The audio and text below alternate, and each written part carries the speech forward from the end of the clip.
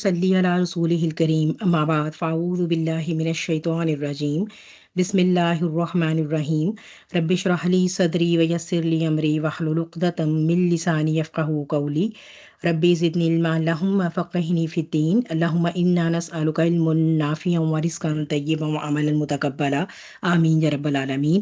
اللہ سبحانہ و تعالیٰ کے حکم سے، اس کی دی ہوئی توفیق سے سورہ نساء اس رمضان میں کور کرنے کا ارادہ ہے انشاءاللہ۔ اللہ سبحانہ و تعالیٰ ہمارے لیے آسان فرمائے، بہت آسانی فرمائے۔ یہ ایک لمبی سورہ ہے، 176 آیاں ہیں، اسی لیے جو ہے وہ ہمیں تھوڑا سا زیادہ کور کرنا پڑے گا اپنی ایوری ڈے کلاس میں۔ ایون دین میں نے کوشش یہی کی ہے کہ ڈیٹیل میں صرف ان باتوں کے جایا جائے جو ہمارے لیے ایک نئی لرننگ کی باتیں ہوں گی، جو تھوڑی سی جیسے ہمیں مکی صورتوں میں ایمانیات کی باتیں ملتی ہیں ان کی ڈیٹیل میں نہیں جاؤں گی۔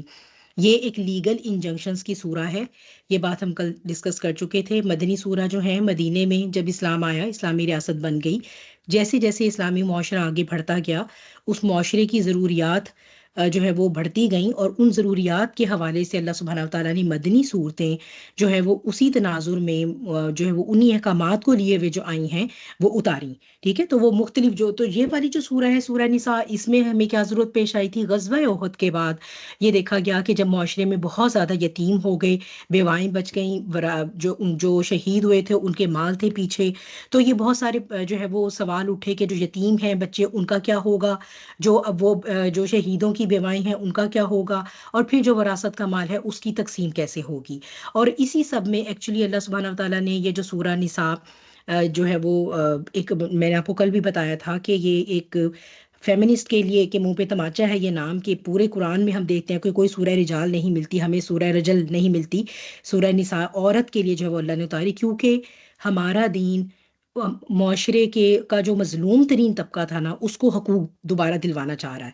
تو یہ جو ہم دیکھتے ہیں کہ صدیوں سے جو ہے نا، جب تربیت نہیں ہوتی معاشروں کی، تو وہاں پر جو مظلوم طبقہ ہوتے ہیں اسے کموڈٹی کی طرح یوز کیا جاتا ہے۔ تو عرب کا وہ جو معاشرہ تھا، وہاں پر جو یتیم بچے تھے، جو عورتیں تھیں، اور جو غلام اور باندی تھے، ان کو لے کر وہاں پر آپ یہ سمجھے کہ بالکل ایک کموڈٹی کی طرح ان کو اول تو ان کے کوئی حقوق تھے نہیں، اگر کوئی ہوتا تھا تو کوئی جیسے آپ جسے کہیں کہ کوئی نیک دلی کی بنا پر اچھائی کر دینا، یتیموں کے ساتھ پھر بھی کوئی تھوڑا بہت لحاظ کر لیتا تھا، لیکن خواتین کو لے کر جو معاملات تھے وہ بہت سنگین تھے، بہت زیادہ۔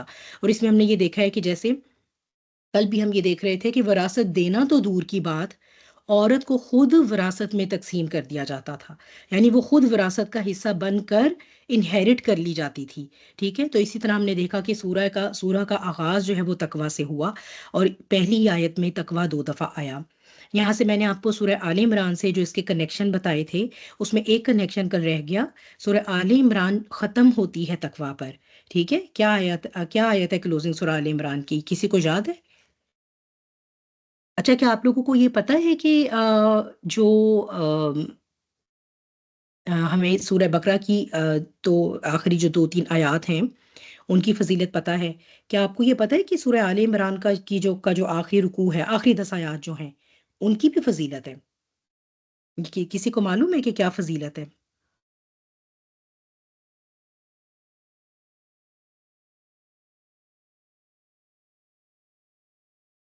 ہاں جی، کسی کو بھی نہیں؟ اچھا، نبی کریم صلی اللہ علیہ وسلم کی جب رات میں آنکھ کھلتی تھی، جویریہ کو پتہ ہے، شکر ہے اللہ کا، جویریہ یس پلیز۔ نبی صلی اللہ علیہ وسلم جب صبح اٹھتے تھے تو جو سب سے پہلے وہ لیٹے لیٹے کرتے تھے تو سورہ آل عمران کا آخری رکوع تھا۔ اس کے بعد وہ آنکھیں ملتے تھے اور اس کے بعد وہ اپنی جگہ سے اٹھتے تھے، یعنی کہ اس سے سائنس کی یہ ہمیں آج بتاتی ہے کہ ہمیں جیسے ہم فوراً سے اٹھ کے بیڈ سے نہیں بیٹھ جانا چاہیے، ہمیں تھوڑی دیر جہاں ہم سو کے اٹھے ہیں وہاں پہ خود کو یہ جو آج کل ہم آنکھیں ملنا جس کو کہتے ہیں، اس طرح کا تھوڑا سا اسٹریچنگ کا یہ والے موڈس کو لینے چاہیے، اور اس کے بعد ڈاؤن ہونا چاہیے اپنی۔ بالکل، جزاک اللہ خیر کثیرن کثیرہ۔ یہ جن کو اگر نہیں سمجھ آئی ان کے لیے میں دہرا دیتی ہوں۔ نبی کریم صلی اللہ علیہ وسلم کی جب رات میں آنکھ کھلتی تھی، لائک اراؤنڈ تہجد، تو سب سے پہلے جب آنکھیں مسلتے ہوئے وہ ان 10 آیات کی تلاوت کرتے تھے۔ جی ہاں نا، میں اس لیے ریپیٹ کر رہی ہوں، ان 10 آیات کی بستر سے اٹھنے سے پہلے جو ہے وہ تلاوت فرمایا کرتے تھے۔ پھر اس کے بعد وہ اٹھتے تھے، وضو کرتے تھے اور اپنی تہجد پڑھا کرتے تھے. ٹھیک ہے، کیونکہ یہ آیات بہت زیادہ اسٹرانگلی جو ان کا آغاز ہوتا ہے نا، بعد اعوذ باللہ انا فی خلق السماوات والارض، بے شک آسمانوں اور زمین کی پیدائش میں، واختلاف اللیل والنہاری، اور دن اور رات کے اختلاف میں، یعنی کہ ان کے بدل بدل کر آنے جانے میں، ان کے بدلنے میں ایک دوسرے کے ساتھ، اس میں اولو الالباب کے لیے جو ہے وہ بہت سی نشانیاں ہیں.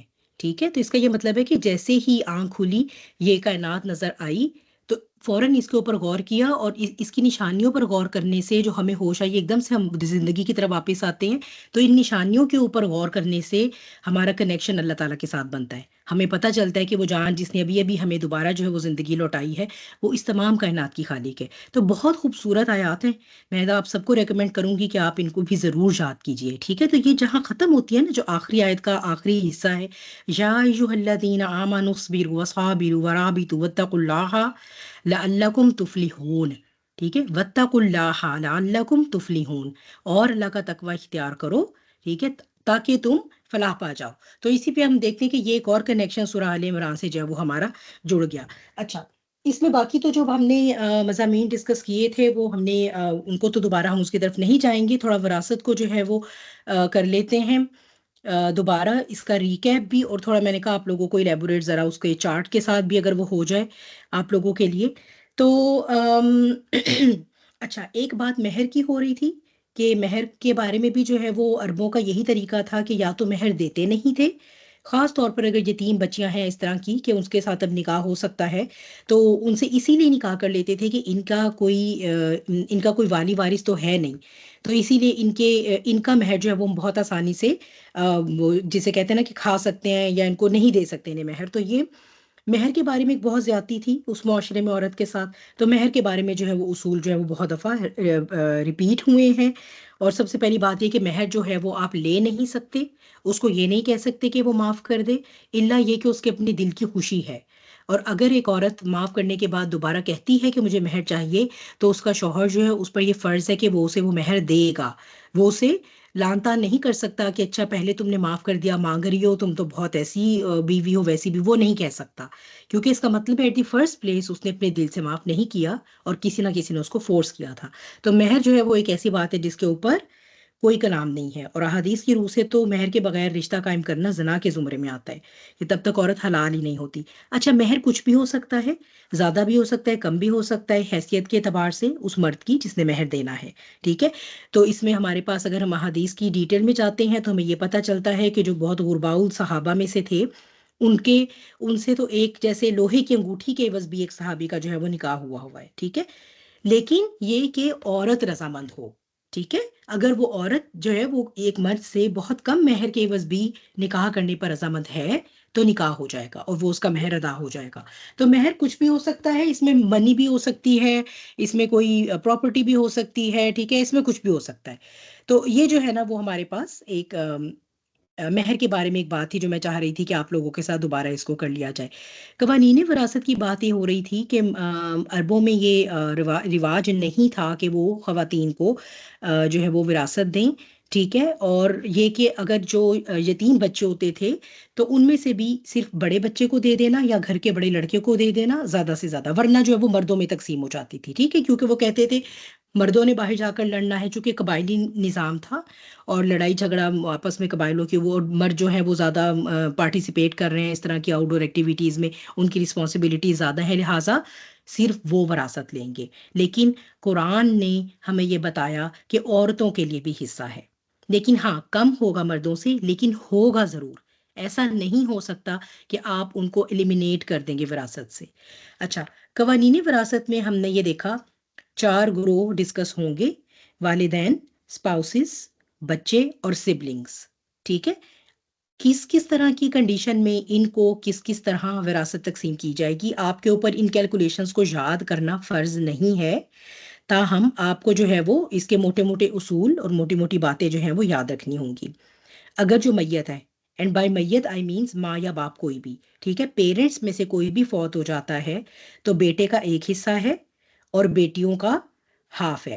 ٹھیک ہے، یعنی 2 بیٹیوں کے بدلے ایک جو ہے وہ بیٹے کا حصہ، اس طرح سے، ٹھیک ہے. تو یہ ہم سب کو پتا ہے، یہ والی بات تو ہم سب کو معلوم ہے. اچھا، اب اگر جو فوت ہوئی ہے میت اس کی صرف بیٹیاں ہوں اور بیٹا نہ ہو، ٹھیک ہے. اب بیٹیاں ہیں، اگر ایک بیٹی ہوگی تو اس پوری جائیداد کا، یہ سرکل سمجھے آپ کے، پوری جائیداد ہے، پورا ترکہ ہے، ٹھیک ہے. یہ پوری جائیداد میں سے جو آدھی ہے نا وہ اس بیٹی کو دی جائے گی، اور باقی آدھی میں پھر وہ میت جو ہے یا تو وہ وصیت کر سکتی ہے، یا اگر اس نے وصیت نہیں کی تو جو بھی وہ قاضی وقت ہوگا وہ اس جائیداد کو پھر جو ہے اس کے بارے میں ڈیسائیڈ کر سکتا ہے کہ وہ کیا کیا جائے اس کا، ٹھیک ہے. زیادہ اس کے لیے یہی جو ہے وہ فقہا اور علماء ریکمینڈ کرتے ہیں کہ جائیداد کا وہ حصہ جو ہے وہ کسی بھی دین کے کام میں، ٹھیک ہے، یا کسی بھی ایسے دین کے سیکھنے سکھانے والے جو اس کی وجہ سے اپنی سسٹیننس نہیں مینٹین کر سکتے، ان پر خرچ کر دیا جائے، ٹھیک ہے. لیکن اگر آلریڈی اس میت نے وصیت کر دی ہوئی ہے تو پھر وہ ایک آدھا حصہ اس وصیت میں جائے گا اور آدھا اس بیٹی کو ملے گا. اگر بیٹیاں 2 یا 2 سے زیادہ ہوں تو 2/3 اب بیٹیوں میں تقسیم ہوگا اور 1/3 جو ہے وہ پھر وہ وصیت میں جائے گا، ٹھیک ہے. یہ ہے اولاد میں کس طرح سے تقسیم ہوگی. اب ہم دیکھتے ہیں ماں باپ میں کیسے. اگر میت ہے اور میت کی اولاد ہے اور ماں باپ بھی زندہ ہیں، ٹھیک ہے، کوئی فوت ہو گیا، اس کے بچے بھی ہیں اور اس کے ماں باپ بھی ہیں، اس صورت میں ماں باپ کو 1/6 حصہ ملے گا، ٹھیک ہے، 1/6 حصہ ملے گا. اچھا مجھے یہ اوکے، ٹھیک ہو گیا. اچھا، اس صورت میں 1/6 ملے گا. اگر ایک شخص کو یا ایک عورت جو وہ فوت ہوئی ہے اس کی اولاد بھی ہے اور اس کے ماں باپ بھی زندہ ہیں تو ماں باپ کو 1/6 ملے گا. دونوں کو 1/6 دینے کے بعد جو بچے گی وہ پھر اولاد میں تقسیم ہوگی. کیسے؟ جیسے کہ ہم نے ابھی سیکھی ہے. اچھا، اگر مثال کے طور پر ماں باپ ہیں اور اولاد نہیں ہے لیکن بہن بھائی ہیں، ٹھیک ہے، اگر اولاد تو نہیں ہے لیکن بہن بھائی ہیں، کیونکہ دیکھیں اگر اولاد ہوگی نا تو بہن بھائی میں حصہ نہیں جائے گا. سبلنگز کا حصہ ماں باپ کے ہوتے ہوئے اور اولاد کے ہوتے ہوئے وراثت میں سبلنگز کا حصہ نہیں ہوتا، ٹھیک ہے. اب اگر اس کی اولاد نہیں ہے لیکن بہن بھائی ہیں تو اس صورت میں بھی ماں باپ کو 1/6 ملے گا، ٹھیک ہے. بہن بھائیوں کی جو ہے وہ پھر کیسے ہوگی، وہ آگے آئے گی تقسیم. اگر میت کے صرف ماں اور باپ ہیں، صرف ماں اور باپ ہیں اور اولاد نہیں ہے تو جو ہے وہ ماں کو 1/3 ملے گا، ٹھیک ہے. اب یعنی ماں کو تھوڑا سا زیادہ ملے گا. اولاد ہونے کی صورت میں جو ہے وہ ماں کا 1/، سوری یہ ماں کا 1/6 ہے، sorry I am so sorry, ایسے کر لیں اس کو، ٹھیک ہے. اچھا ٹھیک ہے، تو اس صورت میں جو رات کا ماں کا حصہ زیادہ ہو جائے گا، اولاد ہونے کی یا بہن بھائی ہونے کی صورت میں ماں کا حصہ کم ہوگا. رول صرف یہ ہے یاد رکھنے والا کہ عورت کو مرد کی نسبت کم حصہ مل رہا ہے، ٹھیک ہے. اب چلتے ہیں اپنی آج کی آیات پہ. آج کی جو ہماری آیات ہیں انشاءاللہ کوشش کریں گے آیا نمبر 12 ٹل 22 جو ہے وہ ہم کور کر لیں.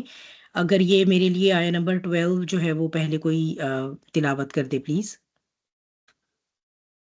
صدیقہ کا ہینڈ ریز ہے. صدیقہ کوئی کوشچن ہے؟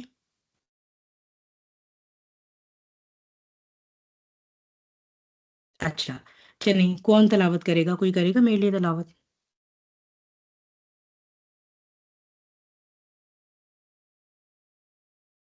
کوئی بھی نہیں کرے گا؟ خود ہی میں کر دوں؟ کرتی ہوں. چلیں بھلیما آپ نیکسٹ کیجیے گا، ٹھیک ہے. سعدیہ نے پہلے کہا تھا، اب سعدیہ کریں گی. بلکہ سعدیہ آپ ایسا کرو 12 جی جی 13 14، ہاں ان تینوں کی کر دیں.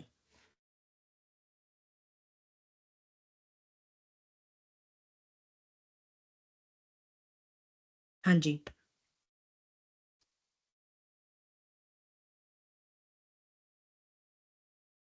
سوری وہ ایک منٹ بچے چلیں ٹھیک ہے میں اسٹارٹ کرتی ہوں. 12 13 14 جی. ٹھیک. اعوذ باللہ من الشیطان الرجیم بسم اللہ الرحمن الرحیم وَلَكُمْ نِصْفُ مَا تَرَكَ أَزْوَاجُكُمْ إِن لَّمْ يَكُن لَّهُنَّ وَلَدٌ فَإِن كَانَ لَهُنَّ وَلَدٌ فَلَكُمُ الرُّبُعُ مِمَّا تَرَكْنَ مِن بَعْدِ وَصِيَّةٍ يُوصِينَ بِهَا أَوْ دَيْنٍ وَلَهُنَّ الرُّبُعُ مِمَّا تَرَكْتُمْ إِن لَّمْ يَكُن لَّكُمْ وَلَدٌ فإن كان لكم ولد فلهن الثمن مما تركتم من بعد وصية توصون بها أو دين، وإن كان رجل يورث كلالة أو امرأة وله أخ أو أخت فلكل واحد منهما السدس، فإن كانوا أكثر من ذلك فهم شركاء في الثلث من بعد وصية يوصى بها أو دين غير مضار، وصية من الله والله عليم حليم. صدق الله العظيم. اچھا یہ تو B12 ہوئی تھی نا. چلیے بارک اللہ فی، کوئی بات نہیں. 13 14 پہ ہے. 13 14 پہ کرنی تھی. تلك حدود الله ومن يطع الله ورسوله يدخله جنات تجري من تحتها الأنهار خالدين فيها وذلك الفوز العظيم. ومن يعص الله ورسوله ويتعد حدوده يدخله نارا خالدا فيها وله عذاب مهين. صدق اللہ العظیم. جزاک اللہ خیر کثیرا کثیرا. جی ترجمہ دیکھ لیتے ہیں. اچھا اوپر ہم نے یہ دیکھا کہ جو اولاد ہے اور والدین ہیں ان کا. اب اس میں ہم ترجمہ دیکھتے ہیں کہ اب یہ جو ہے وہ اسپاؤسز کا، اور اس میں سبلنگ کی بھی کنڈیشن آئے گی. اور تمہاری بیویوں کے ترکے میں تمہارا آدھا حصہ ہے اگر ان کی اولاد نہ ہو، پھر اگر ان کی اولاد ہو تو ان کے ترکے میں تمہارا چوتھا حصہ ہے. ان کی یہ تقسیم ان کی وصیت پر عمل یا قرض ادا کرنے کے بعد ہوگی. اور اگر تمہاری اولاد نہ ہو تو تمہارے ترکے میں تمہاری بیویوں کا چوتھا حصہ ہے. پھر اگر تمہاری اولاد ہو تو تمہارے ترکے میں ان کا 8واں حصہ ہے. یہ تقسیم تمہاری وصیت پر عمل یا قرض ادا کرنے کے بعد ہوگی. اور اگر وہ آدمی، چلے پہلے اس کو نا یہاں تک دیکھ لیتے ہیں. اب یعنی یہ کہ اسپاؤسز کے آپس میں کیسی ہوگی. بیوی کی ڈیتھ ہو گئی، ٹھیک ہے، صرف شوہر ہے. صرف شوہر ہے تو شوہر کو جائیداد کا آدھا ملے گا، ٹھیک ہے. اور شوہر کے ساتھ اگر بچے بھی ہیں، چاہے وہ بچے اسی شوہر سے ہیں اس عورت کے، چاہے وہ کسی اور شوہر سے بھی ہیں، تو اس صورت میں اب اس شوہر کو، جو موجودہ شوہر اب اس کا ہوگا، اسے 1/4 ملے گا اس جائیداد کا، ٹھیک ہے. یہ اسپاؤس کے لیے ہے. اسی طرح اگر شوہر فوت ہوا ہے اور بیوی زندہ ہے اور صرف بیوی ہے، بچے نہیں ہیں کوئی بھی، اس شوہر کے کوئی بھی اولاد نہیں اس نے چھوڑی ہے، تو اب بیوی کو 1/4 ملے گا. اور اگر اس شوہر کی کوئی بھی اولاد ہے، بیوی کے ساتھ بچے بھی ہیں، تو بیوی کو 1/8 ملے گا. یعنی جتنا شوہر کے لیے تھا اس سے ہاف ہاف ہے، ٹھیک ہے. اگر بیوی فوت ہوئی، شوہر اکیلا ہے تو اسے آدھی مل رہی ہے. شوہر فوت ہوا، بیوی اکیلی ہے تو اسے 1/4 مل رہی ہے، ٹھیک ہے. بیوی فوت ہوئی، شوہر کے ساتھ بچے ہیں، تو شوہر کا وہی آدھے والا حصہ جو ہے وہ 1/4 بن جائے گا. اور اگر شوہر فوت ہوا، بیوی کے ساتھ بچے ہیں، تو وہی جو بیوی کا 1/4 ہے وہ اس کا مزید ہاف ہو کے 1/8 ہو جائے گا. پہلے یہ حصہ دیا جاتا ہے، ٹھیک ہے. پہلے یہ جو حصے ہوتے ہیں نا، جو 1/8 1/6 اس طرح سے ہوتے ہیں، اسپاؤس کا جو حصہ ہوتا ہے وہ پہلے تقسیم ہوتا ہے، اس کے بعد بچوں کا اس میں سے حصہ نکلے گا. اچھا اب یہ ہو گیا جو اسپاؤسز کی آپس میں. اب کیا صورتحال ہے کہ میت اگر کلالہ ہو، ٹھیک ہے. کلالہ کیا ہوتا ہے یہ دیکھ لیتے ہیں. اچھا، اور اس میں ایک جو رول بار بار ریپیٹ ہو رہا ہے اسے بھی آپ اپنے ذہن میں رکھیے کہ یہ ساری کی ساری وراثت تقسیم ہوگی. سب سے پہلے قرض چکا دیا جائے اور جو کوئی وصیت وہ میت نے کی ہے وہ پوری کر دی جائے. ٹھیک ہو گیا. اچھا اب جو ہے وہ کوئی ایسی میت ہے کہ اس کا نہ بیٹا ہے نہ باپ، ٹھیک ہے، یا مطلب چاہے وہ میل ہو چاہے وہ فیمیل ہو. تو اب وہ ایک ایسی میت ہے جسے ہم کہتے ہیں نا کہ کوئی بھی نہیں ہے، نہ تو کوئی وارثوں یا نہ تو کوئی اولاد ہے وراثت میں، اور ماں باپ بھی نہیں رہے. اب کیا ہے، صرف بہن بھائی ہیں، ٹھیک ہے. تو ایسی میت کو کہا جاتا ہے کلالہ. کلالہ کا مطلب ہوتا ہے، کلالہ جو ہے وہ عربک میں ایک تاج کو کہتے ہیں. تاج یعنی جو سر کے باہر والے حصے پہ کو کور کرتا ہے اور درمیان والا حصہ اس کا خالی رہنے دیتا ہے. میننگ امیجیٹ ریلیشن تو کوئی نہیں ہے، لیکن تھوڑے دور دور کے ریلیشن. جب سبلنگس تو شادی کے بعد تھوڑا سا ظاہر سی بات ہے سیکنڈ ڈگری پہ چلے جاتے ہیں نا، تو سبلنگ ہے لیکن نہ اولاد ہے نہ ہی پیرنٹس ہیں، ٹھیک ہے. یہ ایسی میت کو کلالہ کہا جاتا ہے. ایک اور اس کا میننگ تھک جانا، یعنی دور دور تک جا کر انسان تھکتا ہے، یعنی وراثت جو ہے اس کو دور تقسیم کرنا پڑ رہا ہے کیونکہ امیجیٹ ریلیٹیو کوئی نہیں رہا۔ اب یہ صرف وہ سچویشن ہے جس سچویشن میں بہن بھائیوں کو حصہ جائے گا، ٹھیک ہے؟ جب تک اپنا ڈائریکٹ وارث ہوتا ہے، چاہے وہ بیٹا ہے چاہے بیٹی ہے، بہن بھائیوں کو حصہ نہیں جاتا اس طرح سے، ٹھیک ہے؟ تو بہن بھائی کب اس حصے میں شامل ہوں گے؟ جب اس میت کی کوئی اولاد نہیں ہے، پھر نہ ہی ماں باپ ہوں۔ اب اگر یہ کہ ایک بہن ایک بھائی ہے تو اسے 1/6 مل رہا ہے، اور اگر زیادہ ہے تو پھر 1/3 ملے گا، ٹھیک ہے؟ یہ اس کی ایک سمپل سی بات ہے۔ اچھا، یہ بہن بھائی کون سے ہیں؟ جو ماں کے کی طرف سے ریلیٹڈ ہیں، یہ ماں کی طرف سے ریلیٹڈ ہے، ٹھیک ہے؟ چونکہ ہم اللہ سبحانہ تعالیٰ تو ہر سچویشن کو کور کرتے ہیں نا۔ ہم لوگ عام طور پر یہ سمجھتے ہیں کہ ہاں ٹھیک ہے بھئی، ہمارے تو ایک ہی پیرنٹس کا سیٹ ہے، لیکن ہوتے ہیں نا ایسے بہت سے لوگ ہوتے ہیں جن کے جو ہے وہ پیرنٹس جو ہیں وہ زیادہ بھی ہوتے ہیں نا۔ مثال کے طور پہ اگر جو ہے وہ ماں کی پہلے کسی کے ساتھ جو بھی، یعنی جو بھی والد تھے، والدہ تھیں، والد فوت ہو گئے، تو والدہ نے اب کہیں اور شادی کر لی، ٹھیک ہے؟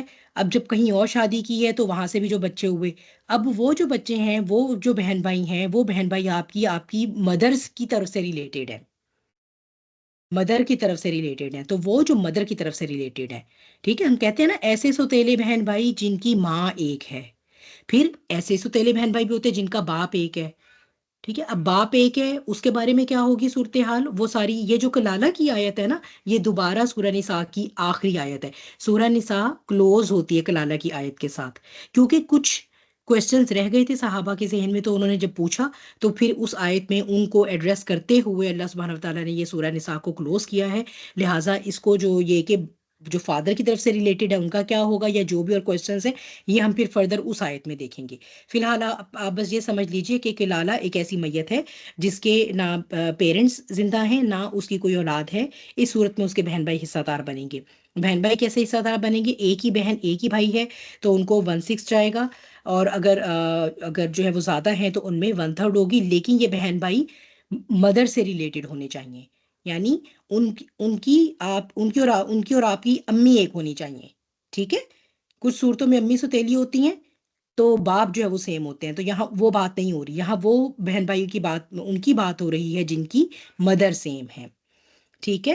پھر یہ کہ وصیت پر عمل کرنے کے بعد یا قرض ادا کرنے کے بعد یہاں پر ایک اور شرط ایڈ کر دی ہے، غیر مضارن، کہ وہ ضرر، نقصان پہنچانے والی نہیں ہونی چاہیے۔ کیا چیز نقصان پہنچانے والی نہیں ہونی چاہیے؟ آتا ہے کسی کے ذہن میں کچھ؟ کہا گیا نا کہ قرض ادا کرنے کے بعد اور وصیت پوری کرنے کے بعد جو ہے وہ وراثت تقسیم ہوگی، یہ ساری تقسیم جو اللہ نے بتائی ہے، بیان فرمائی ہے، لیکن بشرطی کہ وہ نقصان پہنچانے والی نہ ہو۔ کیا شے یہاں پر جسے کہا گیا ہے کہ وہ نقصان پہنچانے والی نہ ہو؟ یا آپ کے سامنے ویسے ترجمہ آ بھی رہا ہے اسکرین پہ؟ مال کی بات ہو رہی ہے۔ کون سا مال؟ مال کی تو ساری کی بات ہو رہی ہے نا، کوئی وراثت میں جا رہا ہے، کسی کے بارے میں وصیت ہو رہی ہے۔ جو جائیداد ہے اسی کی بات ہو رہی ہے نا، جس میں تقسیم ہونا ہے، مطلب اس میں کوئی ایسی چیز نہ ہو جو آپ قرض دینے کے بعد بچتی ہے۔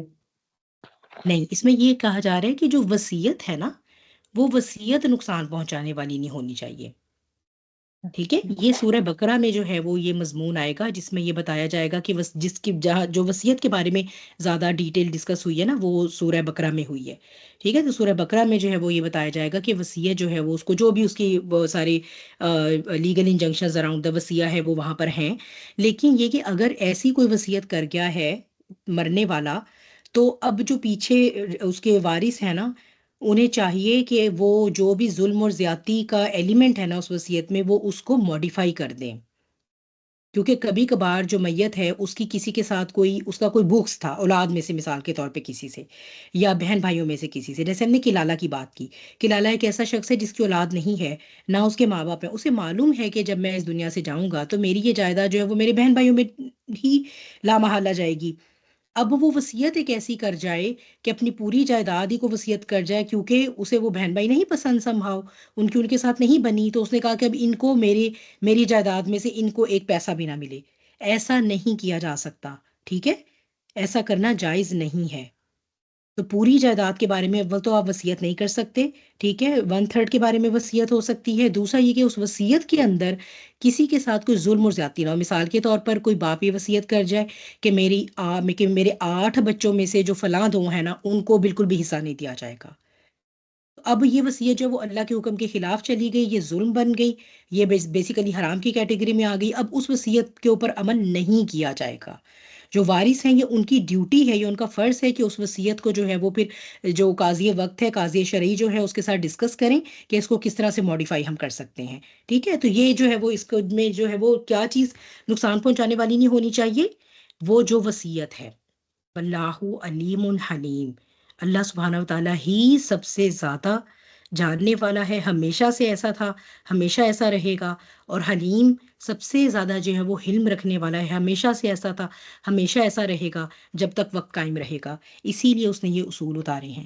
یہ اصول اگر میری اور آپ کی ذہانت پر چھوڑ دیے جاتے اور ہم دنیا کے بہترین برین بھی جو ہے وہ آپس میں مل بیٹھتے اور وہ بہت بہترین جو ہے وہ برین سٹارمنگ کرتے اور بڑا ان کے اندر خلوص ہوتا ہے انسانوں کی بھلائی کا، رشتوں کی بھلائی کا، تب بھی وہ ایسے اصول نہیں وضع کر سکتے جس میں جو ہے وہ سب حقدار کو ان کا حق مل جائے، کہیں نہ کہیں وہ زیادتی ہو جاتی۔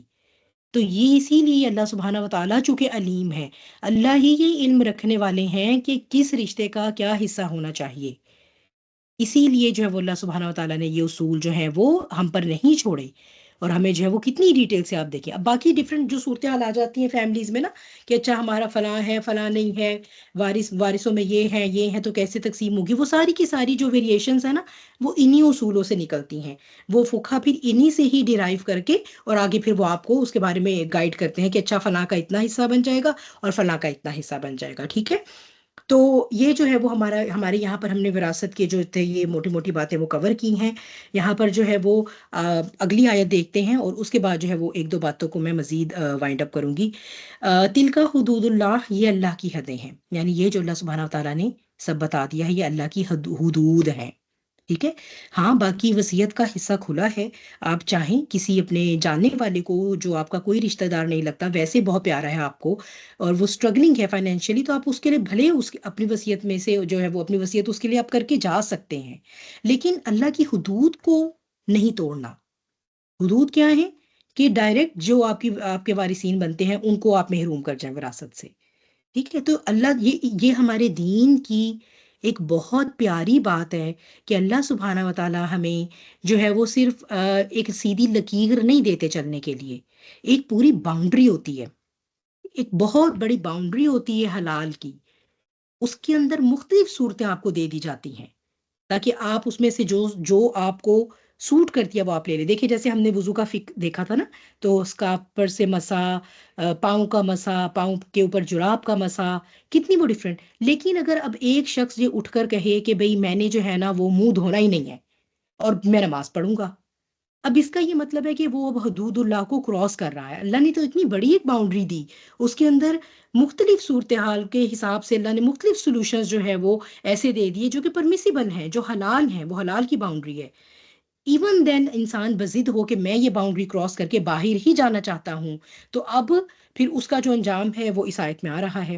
تو اللہ سبحانہ و تعالیٰ فرماتے ہیں یہ جو لیگل انجنکشنز ہیں you can not take them light, can not, کیوں؟ جو اللہ اور اس کے رسول کی فرما برداری کرے گا اسے اللہ ایسے باغوں میں داخل کرے گا جن کے نیچے نہریں بہتی ہیں اور وہ ان میں ہمیشہ رہیں گے، خالدین فیہا، ذالک الفوز العظیم، اور یہی ہے جو سب سے بڑی کامیابی ہے، ٹھیک ہے۔ کیونکہ ہم تو دنیا کی کامیابی کو میجر کرتے رہتے ہیں، فوز جو ہے آپ اب نام بھی رکھتے ہیں لڑکیوں کے فائزہ، ٹھیک ہے، فائز ہو جانا مین جو الٹیمیٹ سکسیس ہے وہ اس کا مل جانا، ٹھیک ہے۔ وَمَن يَعْصِ اللَّهَ وَرَسُولَهُ، اور جو کوئی اللہ اور اس کے رسول کی نافرمانی کرے گا اور اس کی حدوں سے آگے نکلے گا تو اللہ اسے آگ میں داخل کرے گا جس میں وہ ہمیشہ رہے گا، اور اس کے لیے عذاب مہین ہے۔ کیسا عذاب ہے؟ مہین۔ مہین کہتے ہیں، آپ نے اردو میں ایک ورڈ پڑھا ہوگا اہانت۔ اہانت کیا ہوتی ہے؟ انسلٹ، کہتے ہیں نا کہ اس کا بہت ہی اہانت آمیز رویہ تھا میرے ساتھ، his attitude was very insulting towards me۔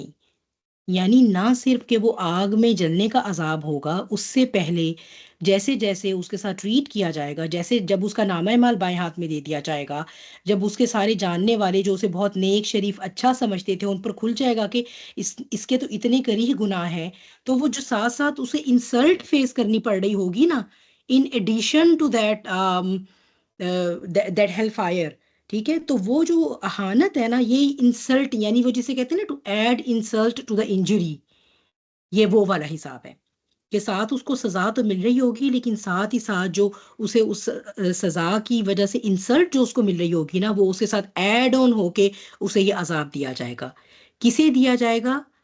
یہ میری پیاری بہنوں کسی کافر کی بات نہیں ہو رہی، یہ کس کی بات ہو رہی ہے؟ ہم کس کی بات کر رہے ہیں ابھی تک؟ کوئی بتائے گا مجھے کون ہوگا جو اتنے انسلٹنگ عذاب کا حقدار بنے گا؟ جو بھی اللہ تعالیٰ کی حدود سے باہر جائے گا، اور اسپیشلی اور آئی تھنک وراثت کی بات ہو رہی۔ ہاں، چونکہ یہاں پر وراثت کی، یعنی وہ سارے باپ اور بھائی اور بیٹے، کیونکہ مرد کے اوپر ہی ہوتا ہے نا کہ وراثت کو تقسیم کرے، ٹھیک ہے، تو وہ جو کہ اپنی بہنوں میں، اپنی بیٹیوں میں، ٹھیک ہے، یا ایون اپنی ماؤں کو وراثت کا حصہ نہیں جانے دیتے، ان کے لیے جو ہے وہ یہ وعید ہے۔ اور اللہ سبحانہ و تعالیٰ نے یہ نہیں کہا جیسے ہم عام طور پہ کانسیپٹ رکھتے ہیں نا کہ ہم نے کلمہ پڑھا ہوگا تو ایک وقت آئے گا کہ جو ہے وہ ہم جنت میں چلے جائیں گے۔ اللہ سبحانہ و تعالیٰ نے فرمایا ہے نارن خالدن فیہا، خالد کا مطلب ہوتا ہے جو ایک پرماننٹ ریزیڈنٹ ہے وہاں کا، اب یہ اس کا پرماننٹ ایبارڈ ہے وہ جگہ، ٹھیک ہے، وہ اس میں ہمیشہ رہے گا۔ تو یہ اس مسلمان کی، سو کال مسلمان کی، تو یہ اتنی بڑی بات ہے، اللہ سبحانہ و تعالیٰ کے یہ قوانین، ان کی حرمت اتنا سیریس میٹر ہے جسے ہم کتنا لائٹ لیتے ہیں۔ اور آپ یہ دیکھیے کہ ہمارے معاشرے میں ابھی بھی وراثت کی تقسیم کو لے کر جو ہے وہ کس قدر ناانصافی اور زیادتی جو ہے وہ پریولنٹ ہے، ٹھیک ہے، یہ ابھی کی بات ہو رہی ہے 21ویں صدی کی، یہ کوئی پہلے کی بات تو ہے نہیں، ٹھیک ہے، تو یہ بہرحال اسی لیے بہت ضروری ہوتا ہے ان چیزوں کا سیکھنا، ٹھیک ہے، تاکہ جس نے وہ فرض ادا کرنا ہے اسے یہ پتا ہو کہ میرے ذمہ کیا فرائض ہیں، اور جسے وہ حق ملنا ہے اسے بھی یہ پتا ہو کہ میرے ذمہ کیا حق ہے۔ اور ہمارے لیے کیوں ضروری ہے کہ ماؤں کے طور پہ اگر ہمیں اس بات کا علم ہوگا تو ہم آگے جو ہے وہ اپنی اولادوں کو اس بات کی جو ہے وہ ان کو بھی ایجوکیٹ کر سکیں گے، اور پھر ان کو ایمفیسائز کر سکیں گے۔ مثال کے طور پہ ایک ایجوکیٹڈ ماں جو ہے وہ اپنے بیٹے کو نہیں الاؤ کرے گی کہ وہ اس قسم کا ظلم اور زیادتی کرے، ٹھیک ہے۔ اچھا، تو اس میں جو ہے وہ جو یہ علم وراثت ہے نا، اسے علم فرائض کہا جاتا ہے، ٹھیک ہے، علم فرائض، اس کا سیکھنا فرض ہے، ٹھیک ہے، وہ کچھ علم جن کا سیکھنا فرض ہے نا ہم پر، یہ ان میں سے ایک علم ہے۔ اچھا، سیکھنا یہ فرض نہیں ہے کہ اب آپ پریشان ہو جائیں کہ اچھا میں یاد رکھوں ہر وقت ذہن میں کس صورتحال میں کس کا 1/6 ہوگا، کس کا 1/8 ہوگا، وہ تو ظاہر سی بات ہے ایک پریشانی اور وہ مشقت والی بات بن جائے گی۔ اس میں سیکھنا کیا فرض ہے؟ وہ پرنسپلز، وہ جو اصول ہیں وراثت کے گرد۔ سب سے پہلی بات تو یہ کہ مرنے والے کا مال جو ہے وہ یہاں وہاں ضائع نہیں ہوگا، یہ ایک انسان کو اپنی زندگی میں اس بات کا شعور رکھنا چاہیے کہ میرا مال میرے جانے کے بعد تقسیم ہونا ہے، ٹھیک ہے۔ دوسری بات یہ کہ وصیت کا کانسیپٹ، وصیت خاص طور پہ ہم جو یہاں پر رہتے ہیں باہر کے ملکوں میں، کیونکہ یہاں پر آٹومیٹیکلی یہ قرآن کے حساب سے حصے تقسیم نہیں ہوں گے۔ اگر ہم نے وصیت میں، ہمیں تو وصیت میں بھی یہ لکھنا پڑے گا، یعنی یہ جو قرآن نے ایک آٹومیٹک حق دیا ہمیں تو وہ بھی لکھنا پڑے گا۔ اگر نہیں لکھا تو یہاں میں نے آپ کو پہلے بھی بتایا ہے کہ اسٹیٹ جو ہے وہ لے لیتی ہے پراپرٹی، اور پھر وہ اپنی مرضی سے جو ہے وہ آگے جو انہیریٹرز ہوتے ہیں ان میں ڈیوائڈ کرتی ہے، ٹھیک ہے۔ تو پھر اس کا مطلب ہے کہ وہ وراثت کے قانون کے حوالے سے تو ہم پر یہ ایک ایڈڈ رسپانسبلٹی ہے۔ اگر ہم میں سے کوئی اسی طرح چلا جاتا ہے اور وہ میک شور نہیں کرتا کہ اس کے وارثین کو یہاں پر قرآن کے حساب سے حصہ مل سکے، تو اس کا مطلب ہے کہ اس پر اس کا گناہ آیا۔ ایک حدیث ہے نبی کریم صلی اللہ علیہ وسلم کی وصیت کے بارے میں کہ اگر تمہارے پاس کوئی شے ایسی ہے جس میں تمہیں وصیت کرنی ہے تو تم پر 3 دن رات ایسے نہ گزریں کہ تم نے وہ وصیت نہ کی ہو۔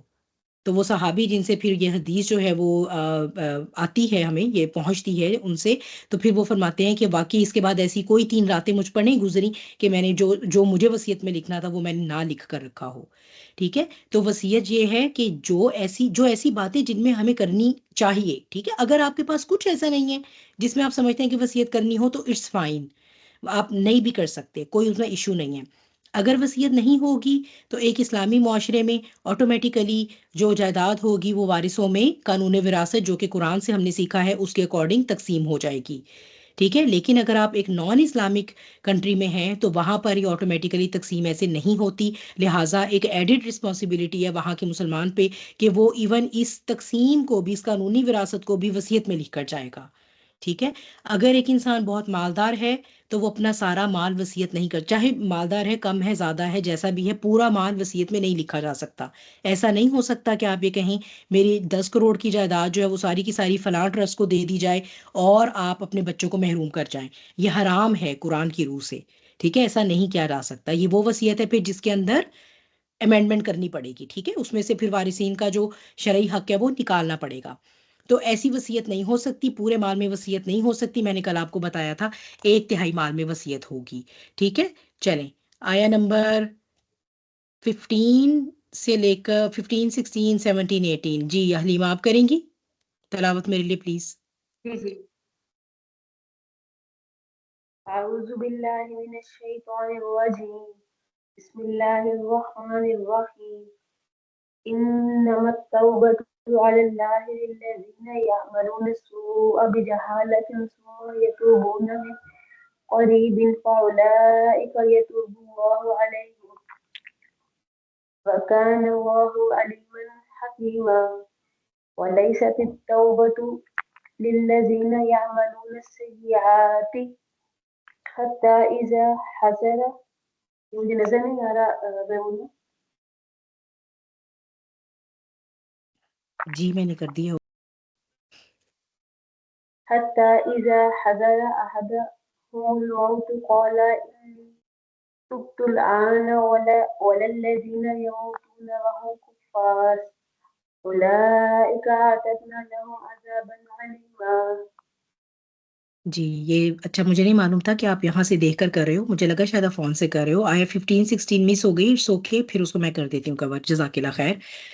بعد اعوذ باللہ واللاتی یأتین الفاحشۃ من نسائکم فاستشہدوا علیہن اربعۃ منکم فإن شہدوا فأمسکوہن فی البیوت حتی یتوفہن الموت او یجعل اللہ لہن سبیلا واللذان یأتیانها منکم فآذوہما فإن تابا وأصلحا فأعرضوا عنہما ان اللہ کان توابا رحیما.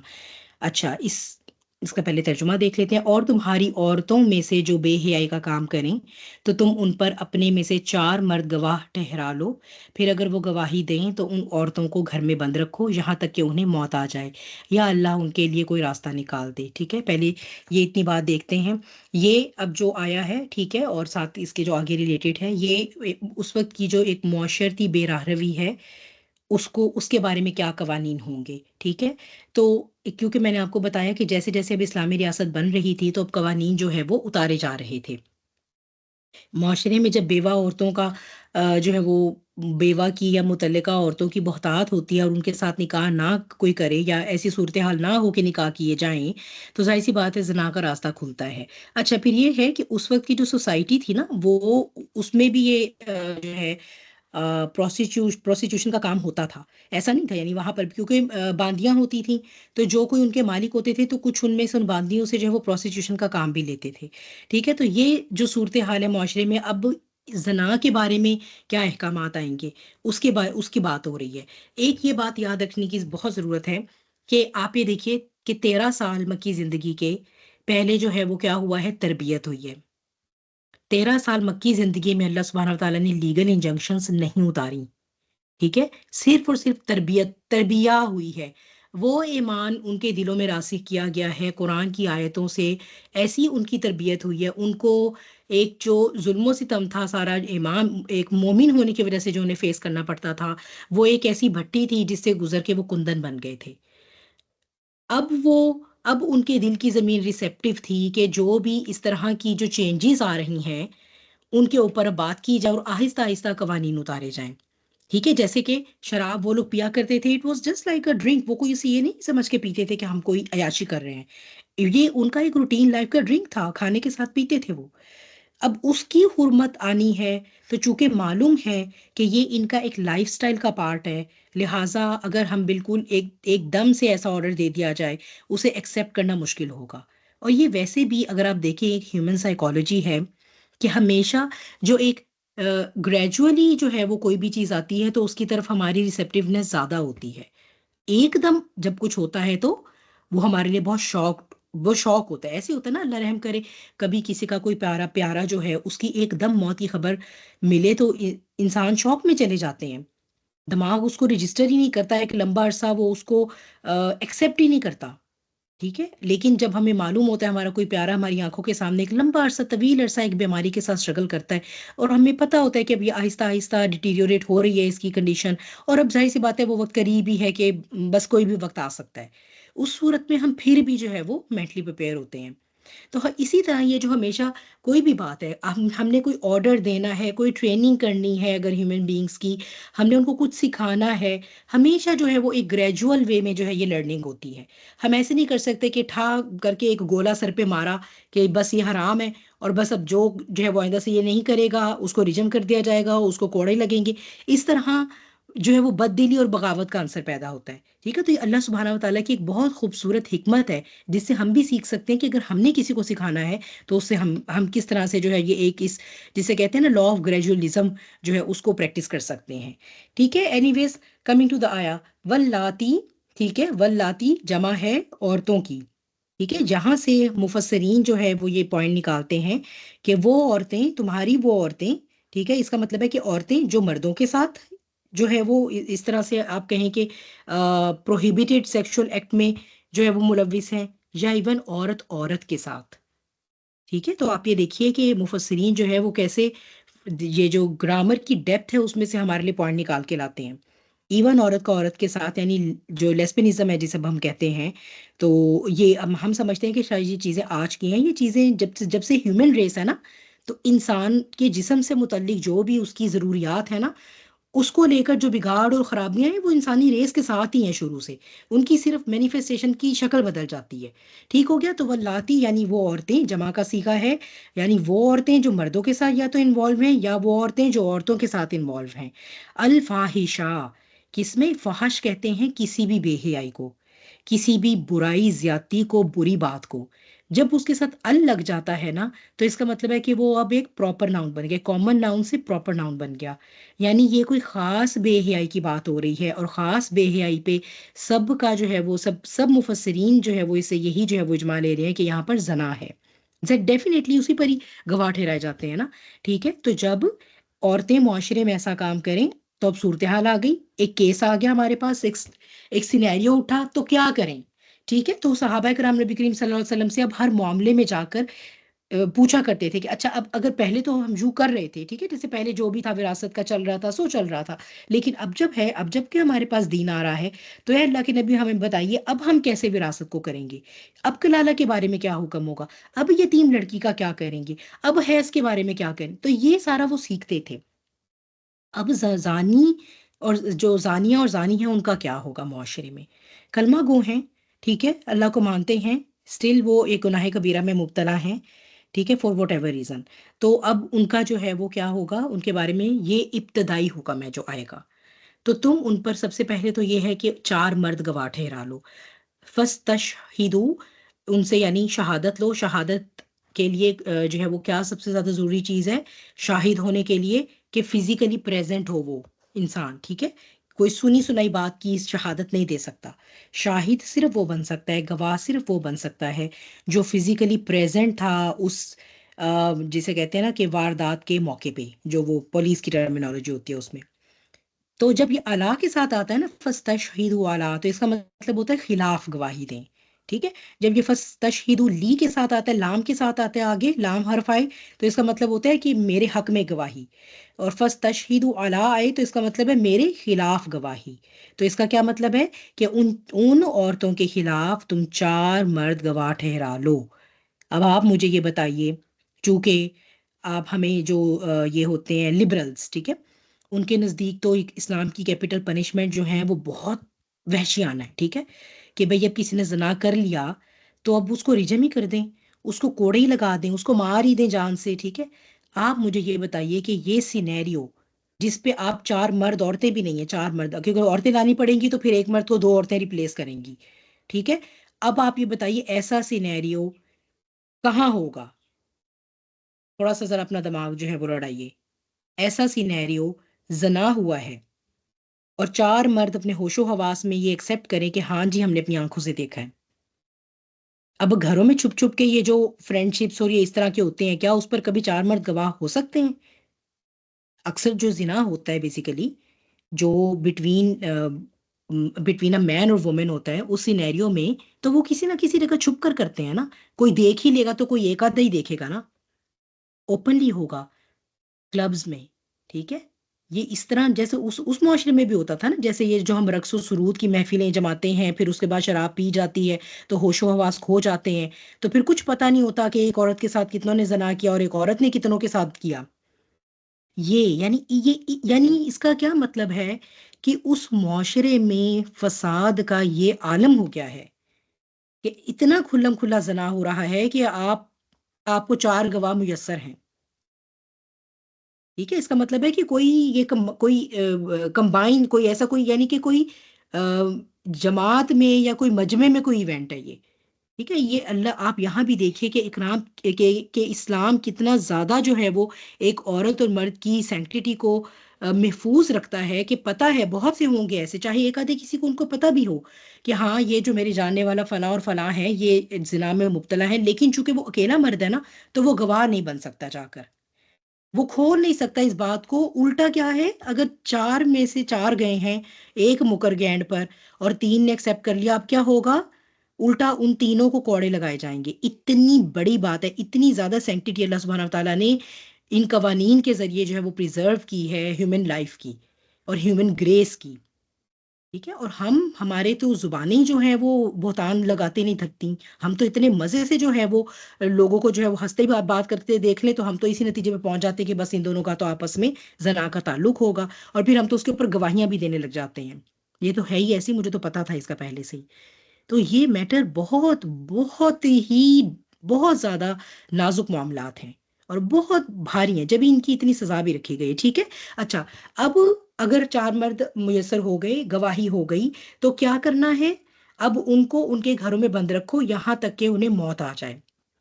فَأَمْسِكُوهُنَّ فِي الْبُيُوتِ، جسے کہتے ہیں نظر بند کر دینا، ٹھیک ہے؟ جیسے وہ ڈاکٹر عبدالقدیر خان کو بھی نظر بند کر دیا تھا نا، یہ کہ اب ان کو گھروں سے نہیں نکلنے دے، کیونکہ فتنہ گھروں سے نکلنے سے شروع ہوتا ہے نا، زیادہ فتنے کی. خیر یہ تو اب اللہ ماشاء اللہ قربان جائیں ٹیکنالوجی کے کہ وہ گھروں کے اندر ہی فتنے لے آئی ہے تو زیادہ نکلنے کی بھی ضرورت نہیں پڑتی، لیکن بہرحال زیادہ تر جو فتنے ہیں اس کا ایکسپوجر جب بھی ہوتا ہے جب گھر سے نکلتے ہیں، ٹھیک ہے؟ تو ان کو گھروں میں بند کر دو، شاید ان کو کچھ سینس آ جائے، ٹھیک ہے؟ تو کب تک بند کرنا ہے؟ اس نظر بندی کی جو مدت تھی وہ شروع میں تھی یہاں تک کہ انہیں موت آ جائے، ٹھیک ہے؟ اب اس کا مطلب ہے اگر 4 گواہ مل گئے ہیں نا کسی کے انڈیویجول کپل کے زنا پر، اس کا مطلب ہے کہ وہ کپل زنا میں اتنا آگے چلا گیا تھا کہ یہ ان کی سیکنڈ نیچر بن چکی ہے کہ اب 4 لوگوں نے اس پر گواہی بھی دے دی ہے، ورنہ ایسی صورتحال ممکن نہیں ہونی تھی. تو اسی لیے کہا گیا کہ اتنی سخت نظر بندی کرو انہیں موت آ جائے کہ شاید انہیں یہ احساس ہو، جب انہیں آئسولیٹ کیا جائے گا، جب وہ مجبور ہوں گے، جب وہ نہیں زنا کو اپروچ کر سکیں گے، تو شاید کہ انہیں احساس ہو، ان کے اندر کی تطہیر ہو اور وہ اللہ تعالیٰ سے معافی طلب کریں، وہ ریفلیکٹ کر سکیں اپنے اوپر، ٹھیک ہے؟ یا اللہ ان کے لیے کوئی راستہ نکال دے. تو اس کا کیا مطلب ہے؟ اس کا مطلب ہے کہ یا پھر اللہ سبحانہ و تعالیٰ اس حکم میں بعد میں کوئی امینڈمنٹ کر دیں، ٹھیک ہے؟ تو جب تک کوئی امینڈمنٹ نہیں آتی، کوئی اگلا حکم نہیں آ جاتا، نیکسٹ سٹیپ نہیں پتہ چل جاتا، تب تک جو ہے وہ ان کے لیے گھروں میں نظر بندی کی سزا ہے. یہ ابتدائی حکم ہے جو سورہ نساء میں آیا ہے، زانی اور زانیہ. اچھا، زانیہ کے ساتھ کیا کرنا ہے؟ واللہ زانی، اب یہ مردوں کی جمع آ گئی کہ تم میں سے وہ مرد، یعنی تمہارے مردوں میں سے وہ جو 2 بے حیائی کریں، آپس میں کریں، چاہے گیزم کریں، چاہے مرد عورت کے ساتھ کر رہا ہے، یا اتیناہا منکم فآذوہما، تو ان کو ایذا دینی ہے، ٹھیک ہے؟ اب آپ یہ دیکھیے یہاں پر بھی عورت کو ایذا دینے کی بات نہیں کہا گیا، جو عورتیں ایسے کام کریں گی انہیں بس گھر میں بند رکھ دینا ہے، لیکن کوئی انہیں مار نہیں سکتا، ٹھیک ہے؟ یہ جیسے ہم تو غیرت کے نام پہ قتل کر دیتے ہیں، اور غیرت کے نام پہ قتل مزے کی بات ہے، ہوتا بھی عورت کا ہی ہے. حالانکہ قرآن یہ کہہ رہے ہیں کہ عورتیں اگر انوالو ہیں تو ان کو جسمانی زد و کوب نہیں کرنی، ان کو گھر میں بند کرنا ہے. مرد اگر انوالو ہیں تو ان کو مارنا پیٹنا ہے، ٹھیک ہے، shame and name and shame کرنا ہے، مارنا پیٹنا ہے. پھر اگر وہ توبہ کر کے اپنی اصلاح کر لیں تو ان سے درگزر کرو. ٹھیک ہے، پھر کوئی اللہ تعالیٰ کی طرف اگر رجوع کر لیتا ہے تو پھر وہ اپنی اصلاح کر لے، معاملات کو ٹھیک کر لے، تو پھر انہیں فاعریدو، ان کو چھوڑ دیں. پھر یہ نہیں کہ ان کے بارے میں باتیں کرتے رہیں، پھر یہ نہیں کہ جب بھی بیٹھے ہیں ان کے منہ پہ ان کو یاد دلائیں تم تو ایسے تھے، تمہارا تو کردار ایسا تھا، تم تو ایسے کرتی تھی، تم تو ویسے کرتی تھی، اب تمہیں بڑی دین کی باتیں آ گئی ہیں، تمہیں تو میں نے خود ڈیٹ پہ دیکھا تھا، اب تم بڑی پردہ کرتی ہو. تو یہ پھر اس طرح کی باتیں نہیں کرنی. ٹھیک ہے، کیونکہ اللہ نے ان کی توبہ قبول کرنی ہے نا. تو اللہ تعالیٰ اپنے بارے میں یہ بتا رہے ہیں کہ ان اللہ کانا تواب الرحیما، کہ میں تو بہت توبہ قبول کرنے والا ہوں. ٹھیک ہے، تو جب مجھے میرے حق میں جب بندہ جو ہے وہ گناہ کرتا ہے تو اللہ کے حق میں زیادتی کرتا ہے نا. تو جب میں ہی اتنی توبہ قبول کرنے والا ہوں تو پھر انسانوں کو اس بات کا کوئی حق نہیں ہے کہ وہ ایک دوسرے کو ان کے گناہوں پر نیم اینڈ شیم کرتے رہیں، خاص طور پہ وہ گناہ جن سے انہوں نے زندگی میں کبھی توبہ کر لی ہوئی ہے. ٹھیک ہے. اچھا، توبہ سے ہی ریلیٹڈ جو ہے یہ اگلی آیت ہے جس کی جو ہے وہ ہمارے پاس ہو چکی ہے تلاوت، تو اس کو ہم دیکھ لیتے ہیں کہ اللہ تو صرف ان لوگوں کی توبہ قبول کرتا ہے جو نادانی سے برا کام کرتے ہیں اور پھر جلد ہی توبہ کر لیتے ہیں. چنانچہ اللہ ان کی توبہ قبول کر لیتا ہے، اور اللہ بہت جاننے والا، بڑی حکمت والا ہے. اور ان لوگوں کی توبہ قبول نہیں ہوتی جو برے کام کرتے رہتے ہیں. یہ ہمارے لیے بہت بہت ہی اسٹرانگ ڈوز ہے فوڈ فور تھاٹ کی، کہ ان کی توبہ قبول نہیں ہوتی. اللہ تعالیٰ فرما رہے ہیں جو برے کام کرتے رہتے ہیں، یہاں تک کہ جب ان میں سے کسی کو موت آ جائے تو وہ کہتا ہے بے شک اب میں نے توبہ کی. یہ scenario does it not sound familiar? اگر ہم اپنے معاشرے کو اس وقت دیکھتے ہیں یا اپنی حالتوں کو، یعنی اب جو موجودہ امت مسلمہ ہے، ہماری ایک عام سوچ ہے کہ اچھا چلو ابھی تو بہت زندگی پڑی ہے، ابھی جو کرنا ہے کرتے ہیں، اور پھر یوں کریں گے کہ جب ہم 70 کے ہوں گے، مرنے کے پاس ہوں گے، تو ہم پھر ایسا کریں گے کہ تب پھر اللہ سے توبہ کر لیں گے، تب ہم نیکی کریں گے. ایز اف اللہ سبحانہ وتعالیٰ will send us some invitation for death. ہم اتنے تیقن سے جو ہے وہ یہ سوچے ہوتے ہیں کہ ہم تو اتنا جئیں گے کہ جیسے نا ہمیں اللہ تعالیٰ نے کوئی آلریڈی بتا دیا ہے کہ ہاں بھائی واقعی یہ دیکھو 70 تک تو ٹھیک ہے تم ہوگے، اس کے بعد میں تمہیں کسی بھی ٹائم لے جاؤں گا. یہ جو مائنڈ سیٹ ہے یہ بڑا کامن مائنڈ سیٹ ہے، اور یہ اتنا امپورٹنٹ ہے، اس مائنڈ سیٹ کو کی خرابی کو پوائنٹ آؤٹ کرنا اتنا امپورٹنٹ تھا کہ اللہ سبحانہ وتعالیٰ نے اسے قرآن کی آیات بنا دیا. یہ ایسا نہیں کہ یہ کوئی حدیث میں آپ کو سنا رہی ہوں، یہ اللہ سبحانہ وتعالیٰ کے اپنے الفاظ ہیں ڈائریکٹلی. اللہ سبحانہ وتعالیٰ کہتے ہیں کہ توبہ، دیکھیں توبہ جو ہے وہ اس کا مطلب کیا ہے، اس کا کیا ہے لٹرل مطلب پتہ ہے کسی کو؟ توبہ جو ہے، توبہ توبہ جو ہم کہتے ہیں جسے، اور رجوع. جہانا کا ہینڈ ریز ہے، میں نے اب دیکھا ہے.